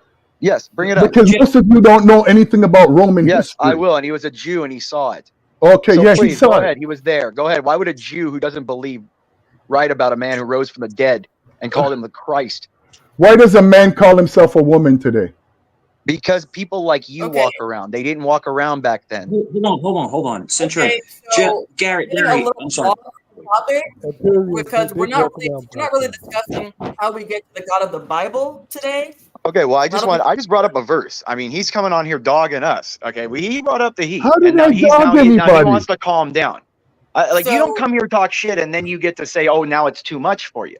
What shit did I talk, sir? You came in here and you're essentially a Gnostic. You're an Don't agnostic. no, I said I asked you what I said. That's what. No, that I just told you that you don't What? believe What? in anything. That means you're a That- lazy mind, and I don't believe Lazy lazy mind? minds have a voice or a right. Oh, so you don't. So Yeah, move the tone scale. Just take him down. Just let him just oh, just no, you say know what he what's has to funny? It's really Yeah. funny to me that most Christians and all God believers are the least tolerant people in this world. Why is their tolerance good? Where does it say tolerance is always good? talk. What's wrong with you? You didn't get a lot of attention when you were young. You just know how to interrupt. You gotta let people finish. First of all, as I asked the question, nothing proves your Christianity except for your Bible. You have no other outside influence, evidence of any sort in history that proves your Bible. So let me ask you this, Gary. Yes, sir. if you love a woman, you have to have proof of it, or do you feel it in your heart? You just feel I- the love in your heart. Okay, if you're going to Is speak that the about proof love, that you mean? okay, What you you speak. No, you spoke love. Love is a social construct. It's not a real thing because it doesn't have a definition. Oh, so you don't believe in love? You've No, never loved there's- anybody? No, I don't believe in love because love, like I just said, it's a social construct. I think at this point, there's two options: either you're mentally ill or you're trolling. See, why didn't you believe me before? I deal with these people online all the Okay. time. I deal Do with you want me these to people all the explain? time. Unlike most bury people, these fucks, dude. anything I say, I can No, you're explain. a fat, lazy Guys, fuck, and you're guys, probably calm in the down, jungles of calm Africa. down, Get off my guys. fucking panel. We need Your panel? We need to keep the language. Whoa. Please. Okay. Everybody. Boy, Jenny, I love your Christians. Yeah. They make What's atheists, what is they the make the only atheists look like unforgivable they're sin? angels. Don't try to Calm reverse down. morality on me when I you have no think morals. You have first no of all, morals to judge first of somebody. all, You have no morals, sir. you're going to tell me what I have? It's so funny. How You are you have so no objective judgmental? morality. You believe what you feel is right. That's it. Subjective or Well, objective. What do you I have? don't have that right as a No, human Gary, being. No, you don't. No? You should. But No, hold on, I'm a He slave. doesn't believe in rights. So why do you give a fuck? What do you believe? If you don't I believe in can tell anything, you you don't believe in that. rights. So you're just a little pig fuck who wants his own fucking life. That's all Wow. you are. You're Enough. This is your Oh. Christian. This is your Christian, Jenny.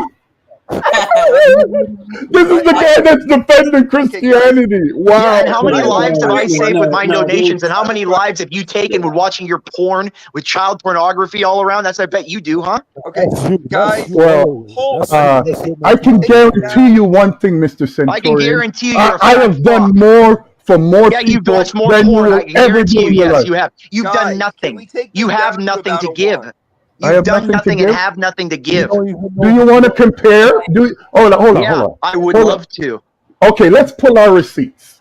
Yes, How's that? pull your receipts and not in Nigerian currency, sir. Hey, oh, do you think that's an insult? Guys, Yes, it First is. of all, Yes, let me make it is, it. because you're an Let atheist me make pig. you know. Let me make You're you an know atheist something. pig. Yes, it is an Goofy, insult. Goofy, You're an insult to anyone Goofy, around guys, you. Goofy. Your $1 existence is an Whoa, insult. Jenny. First of all, this kind of guy who Hey, is Jenny, you want to defending hear your side. something? Will you Jenny, shut want to up? hear what St. Louis What's the Ninth wrong said? with you? Want to hear what St. Louis the Ninth said? He said, "You argue with an atheist as long as it takes to impale him through the bowels with a sword." Okay, Yeah. so we need to respect each other on the panel. We need to let each other. I am respecting. I'm quoting a There's only one saint. person that A keeps saint. talking is Imperial. guys, You're, let's you're, not. I, well, like, Just let him ramble. Just let him ramble. Just let him ramble on and be a fool. Don't worry about it. Just don't worry about it. So, Get- Let him Gary, ramble. I Yes. hear where you're coming from, but tonight we're not really talking about specific gods. Why do you disregard the concept of a designer? What makes you feel that way? okay, if there was actually a designer, they would not have designed this place where we live in, where we have more salt water than fresh water, which is what's needed for people to live and strive. Number two, I'm we as confused there. human beings are more vicious than any other creature on this earth, because there's only three creatures on this earth that kill without doing it for food, and that's humans, ants, and spiders. So we know that there is thousands and thousands of creatures on this planet, which most Christians thought 2,500 years ago was flat, and we were the center of the universe until science came. I do Oh, you have a mean the belief. Catholic Church? I do thank have a you. belief. You're welcome. I- You're I welcome. believe- You're I- welcome, sir. What's You're wrong with welcome. you? I'm not asking you anything. You didn't do anything. No, I'm telling you. You Reality can't is tell me telling you. anything. Okay? Let him You're just a finish. young, goofy person that hasn't lived long enough to know real life. Let him Sir, bury I've lived himself. more in a year than you've lived in your entire life. Let Yeah, Gary just- finish. Let Gary Just let finish. him. Let Gary bury himself. Go ahead, Gary. Okay. Just let him The bury only thing, himself. the only thing I believe is in the truth. And for the truth, for me, you need evidence. I don't go on people's feelings, what they've experienced in their own mind, because I know the mind is susceptible to all kinds of different thoughts. Sure. Most people that believe, and I didn't come to this belief overnight, because I went to church and I was a Christian. I've been a Christian, I've been a Muslim, I've been a Baptist, Strange. I've been a Catholic. I've studied nearly all religion till I found out they're all full of nothing except for what they believe in, and I found out everybody's an atheist. Because they only believe in what they believe. Everything else is non-belief. So Gary, yes, sir. Gary, when you pass on, what do you think happens? When you pass away, what do you think happens? Realistically, Yeah. wherever we came from, our essence goes back to the earth, because we're all So you from need to the go to earth. heaven. I don't believe in heaven or hell. I believe those were things that were made to control the massive. So Because Gary, if you Let me notice, present him with the Let me present him with the Lennox paradox. What do you believe the mind is? What do you believe the brain and the mind is? Because we analyze our reality through the brain, correct? well, we started finding that out in the 60s.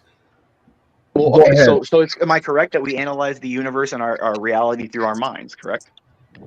Everybody's got their own reality. Okay, but through the mind, whatever reality they're analyzing through the So mind, they right? have The brain. said Can I ask you? that. Are you going to answer the Hold question on, through hold the on. Yes, brain? so they have said, but I have not actually seen the evidence of it. So you don't think with your mind? Is that what you're saying? You don't process anything with your mind? You process it with your ass, or what? Okay, calm down. I'm Like, just asking a question. What do you process reality with? Oh, I'm just hold on. asking a simple I'm question. gonna let me just say something This to is you, why I'm brother. saying he's Hold not a on. Let me he say has no something good to faith you. here, Ginny. Let me He's say just something to being you. up here and he's Hold on, unreal. hold Let on. him Let up. me just say something to you. I've not Let him go. disrespected you from I've been on this panel. Not one time. Your existence disrespects me. Now, You've are you going to answer the disrespected me question? many, many times. If we could talk like men, but Yeah, if you I want tried to, and you but obfuscate if the you question want like to a get woman. down and Stop it. dirty, trust me, I can. But You I choose obfuscate not like a to. woman. You can't get down and dirty. I've already whooped good your No, ass. no, Now get no, out of no. my face. Gentlemen, Goofy, if you Hold ever on. seen me, if Hold on, you ever If I seen ever me, saw you, you I'd throw you on a wouldn't mat and even put you on a speak. fucking. I took you with a Hold single on, leg and I put everybody. you You in a wouldn't fucking even armbar. speak. Fast, then you'd know what you're doing. Hold the brothers, phone. let Gary finish what he's saying. Gary, please. I just let Gary Like, don't finish. threaten me, kid. Kid, boy, I got Jenny. Does this Everybody goofy hold know who on. I am? Okay, guys, Right. let's just refrain. Everybody hold on. Okay. All right. So, Gary, let's go back to what you said earlier. Okay. Hmm? You said that you don't believe in God because you believe in truth. Do you believe Jenny, that I truth? want my hold on, Jenny. The Lennox How are paradox you needs going to to be answered. interrupt the host? Because the Wow. Lennox paradox needs to be answered. Well, shut up, man. The girl's asking me a question. Let her talk to him. Let Yeah, her you talk sound to like a him. little simp bitch. You listen to a woman. I know, but let Ginny talk. Ginny's running the Hey, show. Let hey, her talk. Imperious. Go I down know on your you. knees for Well, another just you bitch. Maybe speaking. it's a I know truth. you Is that ain't what been you with a like? woman in years. You like to be I a know you ain't been with a I've woman been in with years. enough. I know you ain't been with no woman in years. Yeah, I've been with enough. I don't You want them never. right No, now. no, no. I don't believe guys like you. Oh, okay, you You don't talk believe too it much. because you haven't been with enough to Guys. know that they're not that hard. No. Well, since I've been with my lady for the last 30 years, Okay. So, we have to take a time out. Yeah. You gotta relax, folks. Okay, I know this is it's a hot topic. I get it, but this is why I brought those verses up earlier that we are not enemies. Okay, Imperious, you believe that you're a Christian, and so if you're a Christian, then you should see Gary as the mission field. He is not your enemy. You should want to try to convert him, and this is not how you go about it. And Yes. Gary, you can't let him get under your skin. Okay, so yes, I'll let you guys both back up in a moment. After And this super- Ginny, that's what I learned. That's one thing I learned, and I was really wrong in the past where I would get so heated, right? I would try to like yell at somebody, right? But to get someone to kind of see your point of view, you have to be more gentle with them. You have to educate them. You have to let them be their own folly. Their own folly, If you attack them, they're just going to retreat even further. And that's what I've learned, being older and more mature. Go ahead, gentlemen. I'm sorry, and lady. So Casey with the $5 super chat, he says, irreducible complexity is great evidence of a creator or designer. Yes, this is what Imperious was saying earlier about how atheism is the belief of infinite regression, which first off is not something that we see in the observable universe. So it's a hypothesis, it's a philosophy, and then two, it doesn't really make any sense. So very good point, Casey. Thank you for the super chat. Salute, Casey. Salute. Were you about to say something, Sudo? No, I was just agreeing with you. I was just saying, yeah, I agree with that. I have a question for Mike. Please go ahead. Go ahead, sir. When I forgot his name. When he was talking, you asked him something about, do you believe if you have a woman, do you need proof to love her, or are you gonna love her with your heart? And he give you an answer, and then you insult him because he didn't agree with you. Well, love is in the heart. Like in other words, I can't write down a book that says "I love you." It's just you feel That's it. your opinion. That's your opinion. It's not, because your heart could mislead you. It can, and sometimes No, that's it. listen, love is in the opposite. Love is in the mind. Am I wrong? Not always, not always. So like these are the paths that we go through. So sometimes you're deceived. Sometimes you'll love a woman, or a woman will love a man that is deceiving him or her. These things do happen, and you have to Yeah, but navigate if you through. use your mind, you will see through it. But if you only use in your heart, you're gonna be blind. You're not gonna see nothing. When you use your But mind, even if, you're gonna question the behavior. You're gonna question the pattern. You're gonna let's see just the say that you love, let's say you love somebody you shouldn't have loved. Let's say you love somebody that deceived you, but it teaches you to love the next person better, more. Does that man. make You a sense? simp. No, you're talking like a simp, man. You gotta use love with your mind, not your heart, because your heart could mislead you, man. Because you gotta Love think is logical. pain. Love is pain, my friend. Love is pain. Of You course, learn from a broken heart. You learn how to love better the next person. These are things that you learn in life. I can't teach anybody how to. I counsel in my church, how old are and you? How old are you? I'm 50. I'm gonna take your word for it. Yeah, but the thing is that how I teach people, or just try to suggest things, is I use my past mistakes to say, don't do this. Try it this way. Don't do what I did, you know. And I don't judge anybody, but we all make mistakes. God has created us to be flawed. But We are that's not true, flawed. though. That's not true. We all judge. Everybody judge. You So judge. you don't think so you don't think humans are flawed? You don't think we're flawed? Everybody judge because everybody needs to be judged. All right, You hold on judge just a a second. dog. You judge a cat. You judge the way your wife make the bed or the way your wife cook. We judge All right, every day. hold on, Zoe. I got a super chat. So from Lord Geotron once again for the $2. He says, "No worries, Imperious. I got this. Be there shortly." Yeah, Well, Lord, you, John. you're gonna have I to you're love. gonna have to move on because I'm gonna try to keep this short since this is a part of a 3-part series. I don't want each part to be super duper long, so I'm gonna try to cut it at a 2 hour mark. So if you can get here in the next 18 minutes, then that would be great. Can So, can I yeah, respond to what Zoe News was saying about judgment real quick? Sure. So he talks about how everybody has the ability to judge, and that is true. Everybody can judge an object. The one thing I would say though is, in order for the principles of a thing that is being judged to exist, there has to be a prime thing that is the source of a justice, or of a judgment. For example, if a crime happens and I say, "Oh, that's an injustice." Well, that guy killed another guy, and he got out of jail. Okay, that's an injustice. Well, in order for it to be an injustice, and in order for there to be a justice, there has to be a prime thing where that judgment is. So I don't disagree with my friend here when he says that people can judge certain things, but there's ultimately got to be a prime thing where the information of judgment comes yeah, from, and where the it's information of discernment comes from. And I would say, for me, as a somebody who believes in theism, I would say that's God. yeah. It's almost like the prime. It's Bro, like you it's don't like the need. prime Bro, number. your It's like the mind is bro, basis of the entire argument. It's like the prime number. The Right. basis of your yeah, energy, yeah, the basis of your good work. that's your opinion, but all you need is to have knowledge yourself to be able to judge, to know the difference between right and wrong. You don't need to believe in a God to know this is wrong, this is right. You don't need that. But I understand that's you though. I You're understand where entitled to you're. that. Yeah, I understand where you're coming from.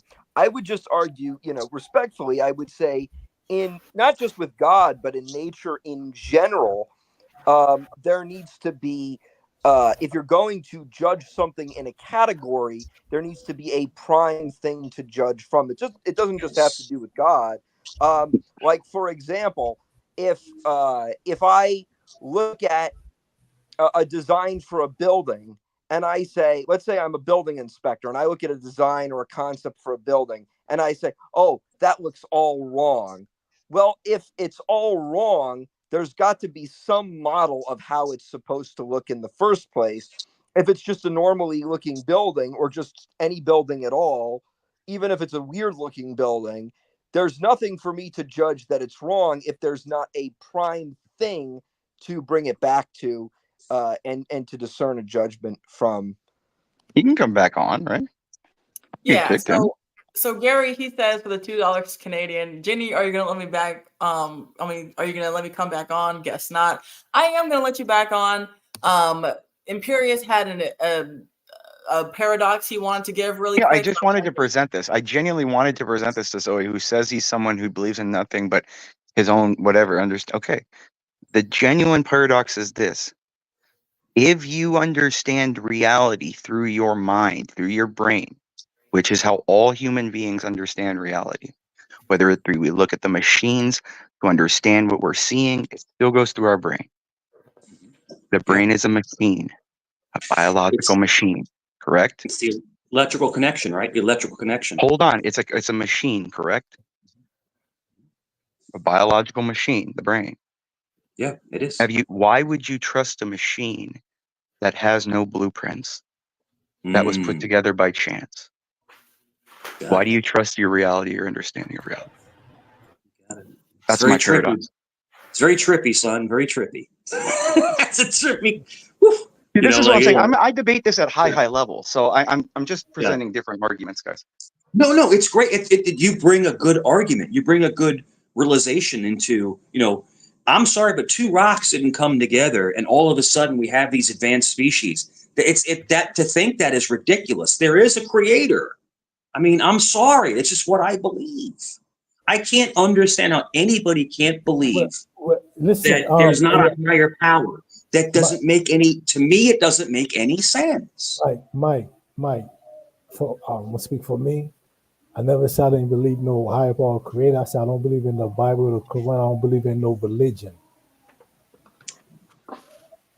And I'm sorry that you don't, because I tell you this, God has saved my life. He has. And I know he has.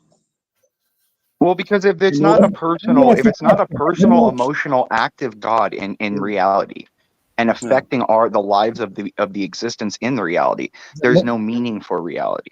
Let me. It's a logical paradox. Why would he create something that he has no effect and that he's just sitting there observing? If God is omnipotent, omnipresent, he already knows the conclusion to those things.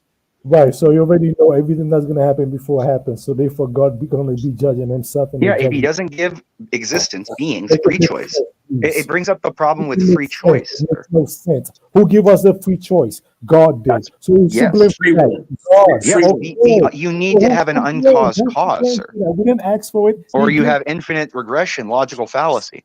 All right, so who gave us that? He did. So at the end of the day, he's going to turn around and judge who? Himself? Why would he judge himself? He gave us free choice. All right. Lord, so whatever Lord. You already know we're gonna make it.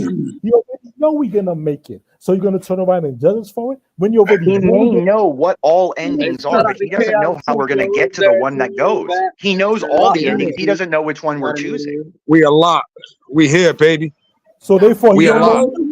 Lord in the house. Can I ask the theism a question? My niggas. Do you all believe that my team right here, that the Bible is true from the front to the back? I do. Remember, each book of the Bible. Hold on. Each book of the Bible is written in a completely different way and for a different purpose. Some are prose, some are analogies. I just asked if you believe it was true. Well, yeah. Why? Depending on what is explaining, of course. I mean, am I going to believe a paradox? Am I going to believe? My next question is: do you believe Noah's Ark is real? Yes. Why wouldn't I? Why wouldn't I? It's mathematically possible. It's been proven many times. Okay. There's an evidence. All right. No problem, brother. You don't have to go into long. Yes. Why would I? All right. Do you believe the story of Gilgamesh is real? Gilgamesh? The one about the little guy? Yeah, it's the same paradox. I understand. No. Why would I believe that's real? Well, the story of Gilgamesh is 1,000 years before the story of Noah. Yeah, it doesn't matter. No, the story, but it didn't happen before Moses. Moses. We're talking about Moses. Noah. Sorry. I'm drunk, dude. Hold on. Jesus. Noah. You talking about I Noah? You Don't talking use the Noah? Lord's Noah. name in vain, please. Okay, so I like said Jesus in exasperation to my own mistakes. whatever. I'm just saying you believe the story of Noah, but you don't believe the story of Gilgamesh, which is the exact same Why would I story. believe a story about a guy who gets like taken by little people on an island full of like No, midgets? I never said Goliath. Gilgamesh. No, Gilgamesh. Have you ever read the story of Gilgamesh? Yes, I have. Yeah, adventures around and he little mythical creatures and shit, right? No, Gilgamesh story is about the flood.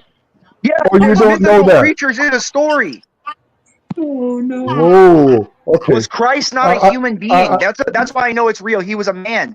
Every historian will tell you what he was a evidence man. do you have that he was a man? Every historian. Which historian? No one Name disagrees one. he was a live human man. Name Every one historian. archaeological evidence that we have knows he was a human man. Like the I Roman said, historians and all the historical records, he was a man. Who? You tell me, other than the Bible. Tacitus.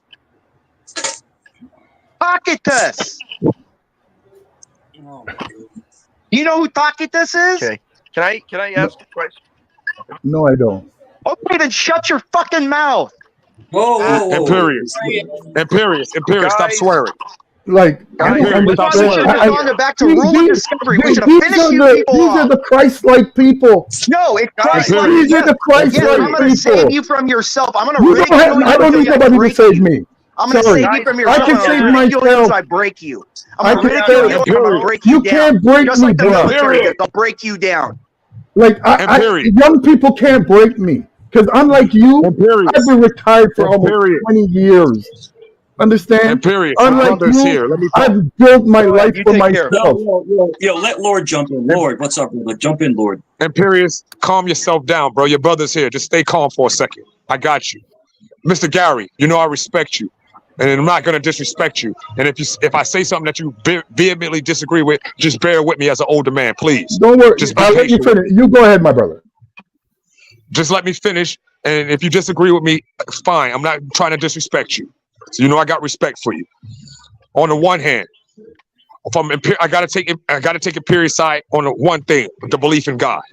I have to take his side because my belief is in God. Number one, the fact that we have life in itself. Also, the fact that we are capable of having intangible qualities that are only described in the Bible and only attributed to God that animals don't have, such as love, the ability to control our love, the ability to show compassion, the ability to show anger based on righteous indignation, the ability to have certain emotions in the psycho-emotional synapses to control that emotion is a quality of God. That's why when he said, let us create God, man in our image, it wasn't a physical image. It was the capability in the physical form to manifest godly qualities. That's how there's proof of God. Now, from Gary's point of view, Gary has either had a hard life or Gary has had to deal with certain people who believed in God, who fed him a bunch of God, but didn't live up to those qualities in periods. And thus it could turn him away. It could turn a lot of people away. Just look at how people use the Bible as a weapon. It is a weapon. It's the sword. That's why when it's breaking down the spiritual suit of armor, God's word is the sword. That's the Bible. God's word is the Bible. It's a weapon. The sword is a weapon. You understand? And a lot of people have used it as a weapon to weaponize it against other people and cause all kinds of atrocities throughout humanity. And only used it for personal gain. You. My point is this. All I'm saying is this. Hey, baby. Look. You may say what you may, I may be, righteously upset about this. But again, to believe it's both illogical and it's bad faith because he's not presenting any kind of stance.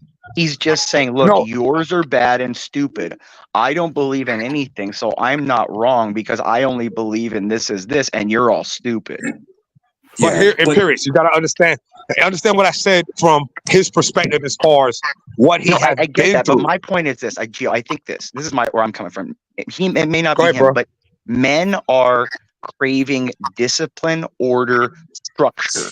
Men are going now back to the beginning. Men want to be put into. We now want direction. We need these father figures that used to discipline and be no father. I don't know any dads who hit people, but they didn't have to. They could just look at their kids and they would be in line. The kids never, because they had respect, discipline, order, structure. And yeah, their parents ridiculed them, lectured them.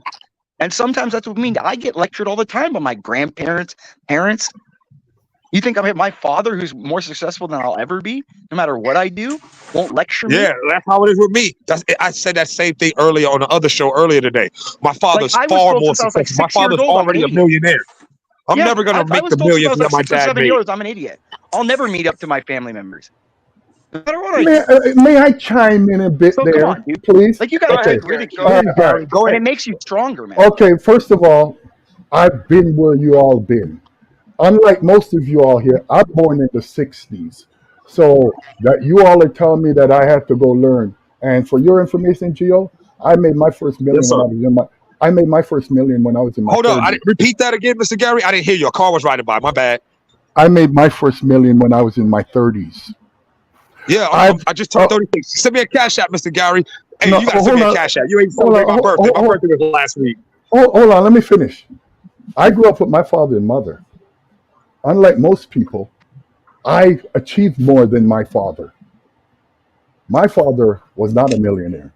My father was in the Navy for 35 years. My father made sure we went to school, got our education, and started our lives. I have two other brothers. Both are millionaires.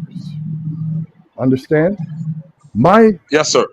My choice to not believe in a higher being is from my life experiences.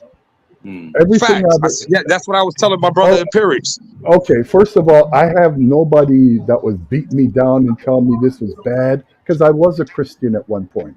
As I said, unlike most people, I tested most of the religion. And what I found out that everybody is an atheist to everybody else's religion. Understand? Facts. Hey, Mr. Gary. Yes. That's what I was trying to explain. Okay. Because people have only taken God's word and used it as a weapon instead of using it as an instrument to teach, instead of using it as an instrument to heal, instead of using it as an instrument to help, instead of using it as an instrument to guide, to teach, to heal, to help, to lead. Here's where I stop you, Jill. I don't need anybody else's teaching because of my life experience. The one thing I believe in. Can I finish? The one thing I believe in is myself. Exactly. Because he's a Satanist. He's a Satanist. He believes in only the one. So tell me, if somebody wants to squash you and says my will is to squash you, listen, what's wrong with this guy here? Because I want you to explain your morality to me. Tell my me morality is mine. I don't live up to anybody else's morality. Okay. Can I ask you a question? Then, a genuine question. Go ahead, sir. I can answer. Yes. Okay. Let me ask a genuine question. In your morality, then, in your own territory. Shut up! Let me ask the question. My name is Chris. Hold on. I'm over here. Yeah. Okay. If you're gonna sit there and say in your morality, only you believe in you. It's about my time as the primary parent of my two kids. Not promoting his album. My bad. Okay. My bad, y'all. My bad. I was promoting my piece. Gio, let me ask him this question. Hold on. Okay, it's fine. Gio, go ahead, dude. Do your thing, dude. No, go ahead. Ask your question. Y'all have fun? No, it's fine. I'll let Gio. Gio, mute up for a minute. Gio, mute up for a minute. Yes, sir. Mute up for a minute. Okay, we're hearing your background, and this guy wants to ask you a question. No, now I've lost because now I have 10 other questions I was leading down a trail. So it's let me get the question back because I've got 10 questions on my mind I want to ask you and lead you. You were going to ask about morality. Don't worry, I pay attention. No, it's not that. It's that I have 10 steps I'm thinking of where I want to lead you in the question of morality. In your morality, if you believe in your own morality and what belief is in you, why is it wrong for somebody bigger and stronger than you, who in their morality is to destroy you and take what you have? Not wrong. Well, if they're able to do it, then they can do it. Because that's all I wanted to hear. Thank you. So you have I'm that's fine. Survival of the fittest. That's no. fine. Let me explain myself, man. Okay, I'm from where the strong survive. Understand? So if you have your stuff and you're gonna let somebody take it, you it's your fault. Oh, it's You not so much your gave. fault. It's just Oh, that people aren't. Some But people again, aren't. that's so broad. Like, what if someone wants to pop you from like a quarter mile away with a 6.5 Creedmoor? Then I die. Okay, so Okay. then, You know what I mean? Okay, Why would I worry guys. about no, I'm not what saying if? that happens. I'm not All trying right, to. I'm saying, everybody. like, what if somebody does that? I mean, is that I don't right? live on what if. Is that the I live on survival of the what is. fittest? Okay. Is Here's that survival of the fittest, though? That's not All right. survival of the fittest. It's so easy. Imperious. Let me tell you something. I don't live on what ifs. I live on what is. Because what is, I Okay. I hate to cut everybody off, but it has reached the 2 hour point. And so, because like I said, this is the first installment of a 3-part series I am doing, I want to encourage everybody to watch all 3. So I don't want these to individually run super long. So we are reaching final thoughts. Okay. And so we are going to go in order. Hey, Jenny, I haven't been able to hear because I'm out right now. I got a performance with my brother and stuff. Gary, Imperius, everybody on the panel, Mike, Jenny, congratulations on the baby coming. Tell Chaotic and all of you guys, I love y'all the most. I gotta get up out of here. I'm sorry I was so rude to jump on the panel in this loud environment I'm in. I'll catch you guys on the rebound. Y'all big up each other, have no division and hatred, agree to disagree, and move on. Just build each other up, man. Shout out to Amen. Chaotic Truth, man. Jenny, Good I luck, love you, Phil. girl. Congratulations. Lord, be safe. Later, Be safe, Gino. salute, brother. Be safe, brother. I love you, Amen. Imperius. Later, brother. You're the man. Thank you, Lord Hey, no, Gino. what I'm saying is, this is all I want to say. You know, that there, I could understand if we're back in the age of swords and one-on-one, but now it's like so easy. You could drone somebody from like 10 miles away. That's not strength. Well, dude, like that's what I'm trying to say. Like the morality now you're presenting is just there is nothing. That's what I'm saying. You're a nihilist essentially. Whatever's here is here, and I don't know whatever. There's nothing out there, and if we go, we blank out. That's nihilism. Okay. And that's all I'm saying. That's all I've tried to get from you the whole time. You're a Okay. nihilist. Okay. In your mind, Opinion. That's not a and you fact. can have whatever thought you want. Not a problem for me. All I say, I believe in me. Go ahead, Gary. I've been living for 6 decades, almost in my Yeah, 6th but my dad's decade. been living for 7. He says the opposite. So who do I Well, believe? you believe whoever you want, because All like right, how I'll you shut up. I'm believe sorry, it, Jenny. like You're how shut you up. believe in the Bible, you have your own choice. I'm not trying to convert you to tell you to do this or that or not believe in what you want to believe. Okay? I believe in my life experiences. Everybody, you can believe in your Bible, that's on you. They want to believe in the Quran, that's on them. I don't want to change you because I believe everybody's an individual and you should have your own choice. And you shouldn't have to be forced by the massive to believe what they believe. That's why I don't deal with politics. Understand? I find that most religion, you don't have the freedom. And that's number one I've achieved for myself is freedom. Most people that are in religions or in any kind of groups, they are not free. They're a slave to whatever, the book, the rules, whatever. I'm not a slave to anything. Thank you for Well, having me, Jenny. Have a great night. Respect to all the young men on the panel. Believe what you want to believe. Live your life. I hope you enjoy the rest of it. Peace and love. Thank you for joining the panel, Gary. And I hope that you can make it next week as well. You have a great night. All right. I'm about to be out. Thank you for having me, Jenny. I appreciate it.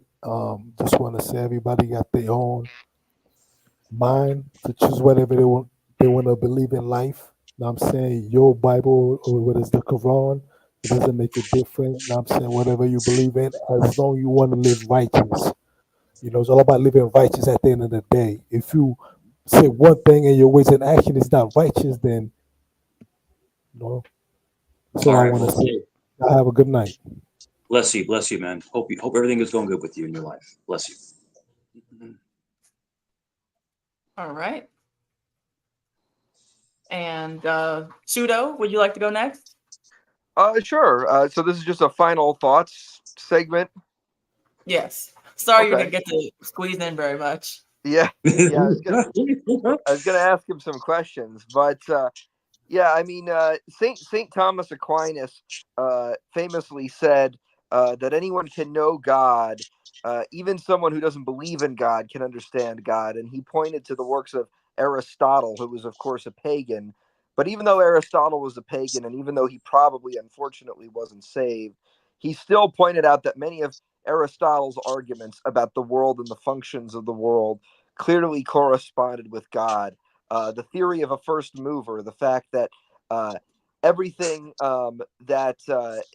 everything that moves and everything that has a beginning ultimately has to go back to an unmoved cause. That's what I said. An uncaused cause. Yes, an uncaused cause. Yes. That's what I said. Yes. Perfect The, analogy. Perfect analogy.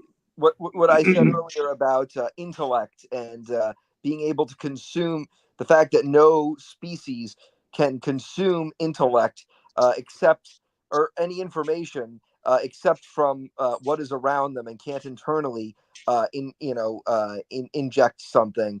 The fact that everything has to have a maximum. Everything in the world has a maximum. If I turn on a bathtub and I just leave the bath water running, there's going to be a flood. The only thing that can stop that flood is by me eventually stopping the water and turning the water to the bath off at a certain maximum length.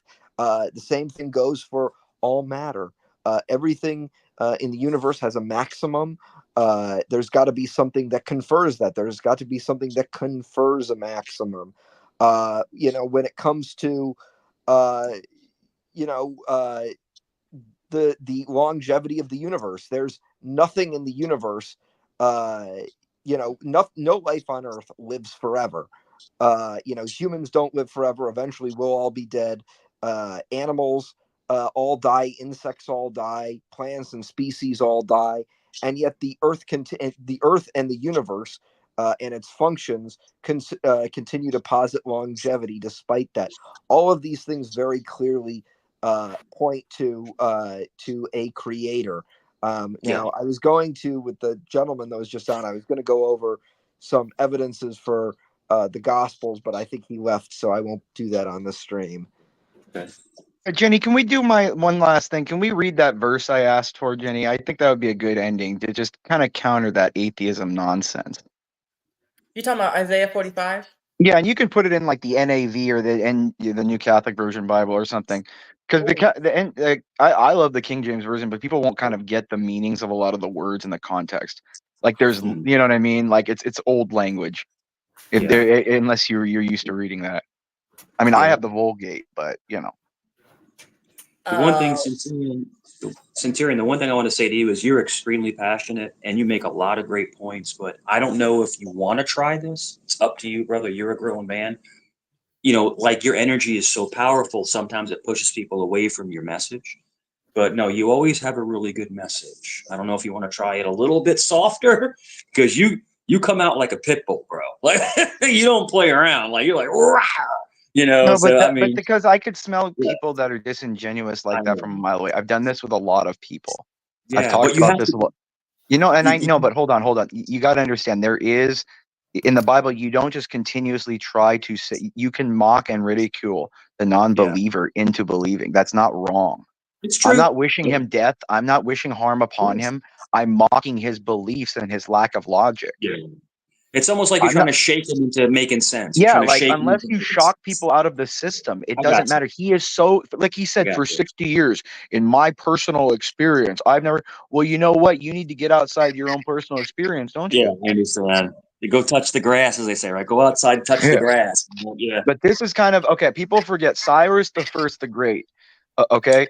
He conquered Babylon 250 years after this, 1 through 8 is what I was asking, but that whole verse was written.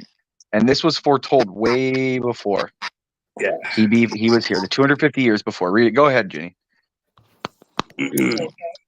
So Isaiah 45, verse 1, it says, "Thus saith the Lord to his anointed, to Cyrus, whose right hand I have holden, to subdue nations before him, and I will loose the loins of kings, to open before him the two levied gates, and the gates shall not be shut. I will go before thee, and make the crooked path straight, I will break in pieces the gates of brass and cut in sunder the bars of iron. And I will give thee the treasure of darkness and hidden riches of secret places, that thou mayest know that I, the Lord, will call thee by thy name, and the Lord of and the God of Israel. Hold on, I'm getting feedback from somebody, so I'm gonna mute you guys. For Jacob my servant's sake, and Israel mine elect, I have even called thee by thy name. I have surrendered thee, though thou hast not I have known. surnamed thee. I have what he's saying is that I have anointed thee and given you a title of honor, though you do not acknowledge more. Though you do not acknowledge me, I am the Lord, there is no other, and apart from me there is no God. Right. Do you want to still go down to Well, verse I have it 8? memorized. I mean, I don't need to read it. No, I mean, do you want me to read down to verse 8? Yeah, go 8. Go to 8. Okay, just go straight to 8. Or yeah, that's a good ending. I mean, the longer it's just more kind of enunciation of the point. It's a good place to stop. okay. And verse 8 it says, "Drop down ye heavens from No, above." all the way 5 through 8. You have to read it in Oh. context. 5 through 8. Okay. I see now. Verse 5 says, "I am the Lord, and there is none else. There is no God beside me. I girded thee, though thou hast not known me, that they may know from the rising of the sun and from the west that there is none beside me. I am the Lord, and there is none else. I form the light and create darkness. I make peace and create evil. I, the Lord, do all these things. Drop down, ye heavens, from above, and let the skies pour down righteousness.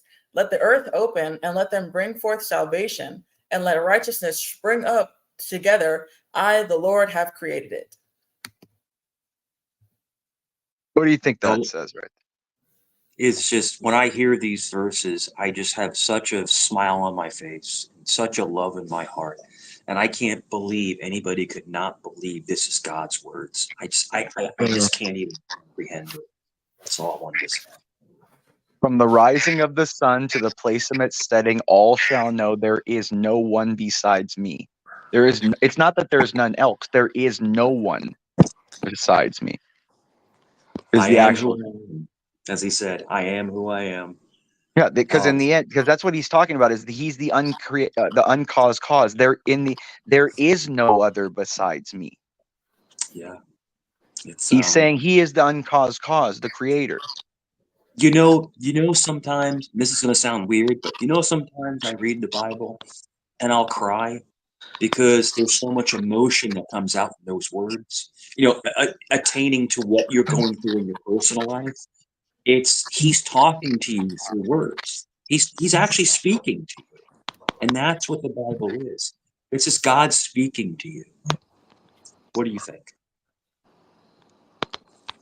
Well, yeah, it's supposed to be the message that touches your soul, like it touches your humanity. Yeah, that's kind of what it's supposed to be. it's amazing. And so, it's supposed to speak to the humanity of who you are. Yeah, Because and that book has every moral lesson that human beings need to be taught. I mean, remember what he said in John 10. Like, I mean, that's kind of, what did he say? He said, "I am the good shepherd. I know my sheep, and they know me. Just as the Father knows me, and I know the Father. I lay my life down for the sheep." I think a lot of people. I mean? I think a lot of people, and this is just my opinion, I think a lot of people are afraid of the Bible. They're afraid of following God because they're afraid of being told in their own syllable mind, "You're messing up. You're effing up. Get your crap together." And it's like us humans, we're so prideful, that we don't But want to that's the admit thing. that. It doesn't matter. It's not about okay.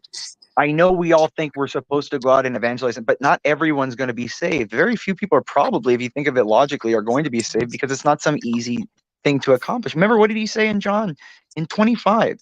"I did tell you, but you did not believe. The works I do in my Father's name testify about me, but you do not believe, for you are not my sheep. My sheep listen to my voice. I know them and they follow me. For I give them eternal life, and they shall never perish. No one will snatch them out of my hand. My Father who has given them to me is greater than all, No one shall snatch them from my Father's hand. I and the Father are one. One of the greatest things that I had take pride in is that my son never really believed. My son always knew that I was I was a Catholic, Roman Catholic, and I was Somebody's you know, super robot. I don't know if that's me. I don't think it's me, but my son found Jesus, and I couldn't be prouder. He goes to church every week. I just, it rubbed off on him, So if anybody listening, if you can rub off, that love of Christ, that love of God onto your children or each your neighbor or whatever, the mailman, whatever, pass the word on if possible. Don't shove it down their throat, but just push the love of God and Christ onto someone else if you possibly can. So I'm just very proud that my son calls and he goes, Dad, he's talking about, what they taught, what the pastor talked about in the sermon. And it's like, wow, this is a kid that, he didn't really believe up until a couple of years ago. And now he believes. He's a grown man. He's 24 years old. I'm saying, but now he believes and he goes to church. So I'm proud it rubbed off on him. That's all. I'm just proud. Really proud.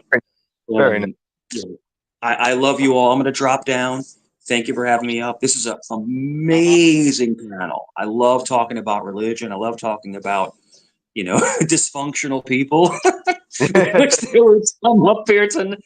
Holy moly, there was some wing nuts, as we would say up here. But you know what? We still love them, right? We still love them all. We want them to, we want them to find their way, But I don't judge anybody. Right.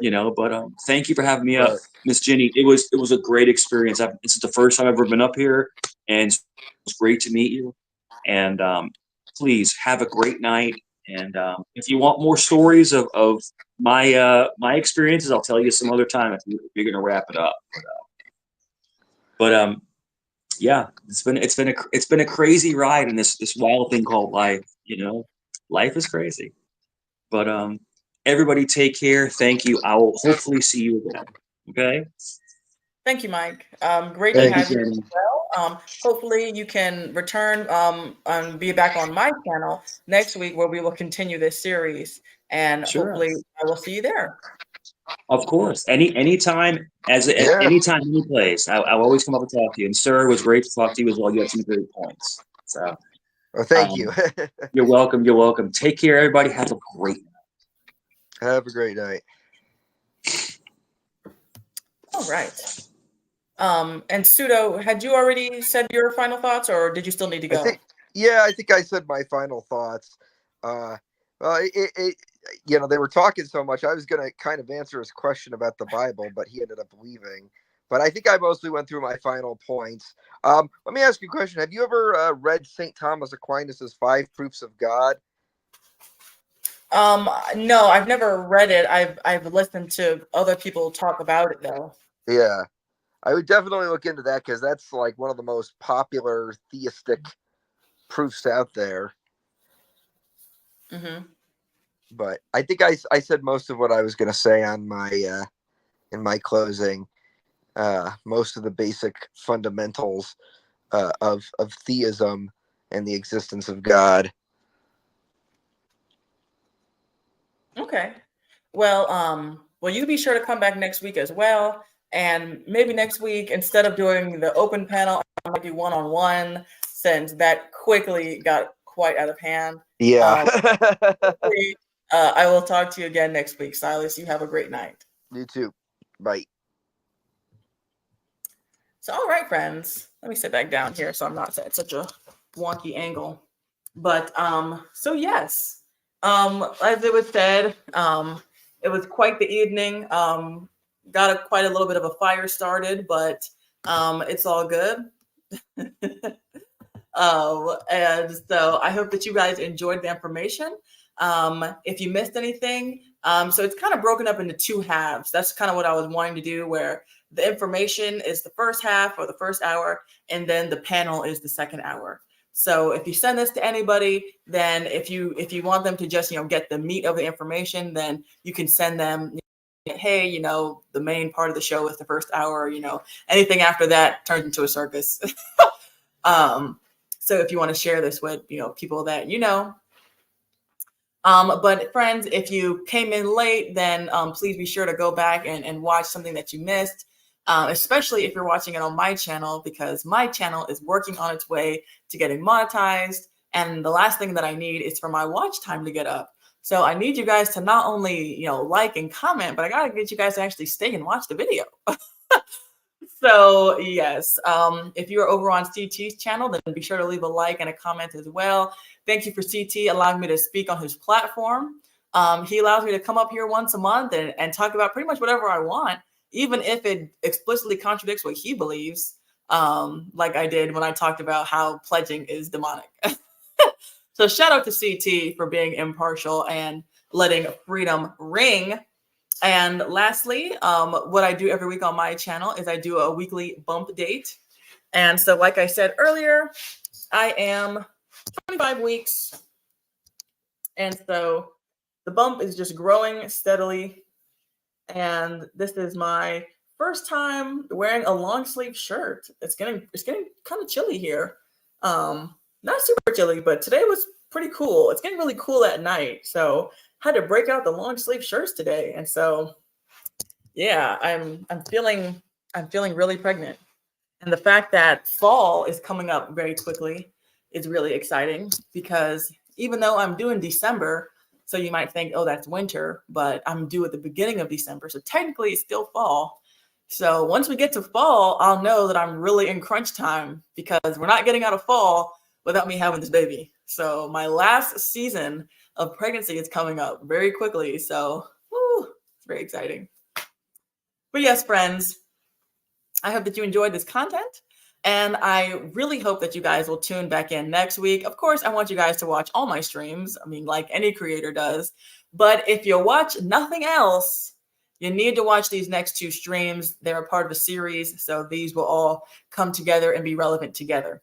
And so, yes, friends, you all have a very terrific evening.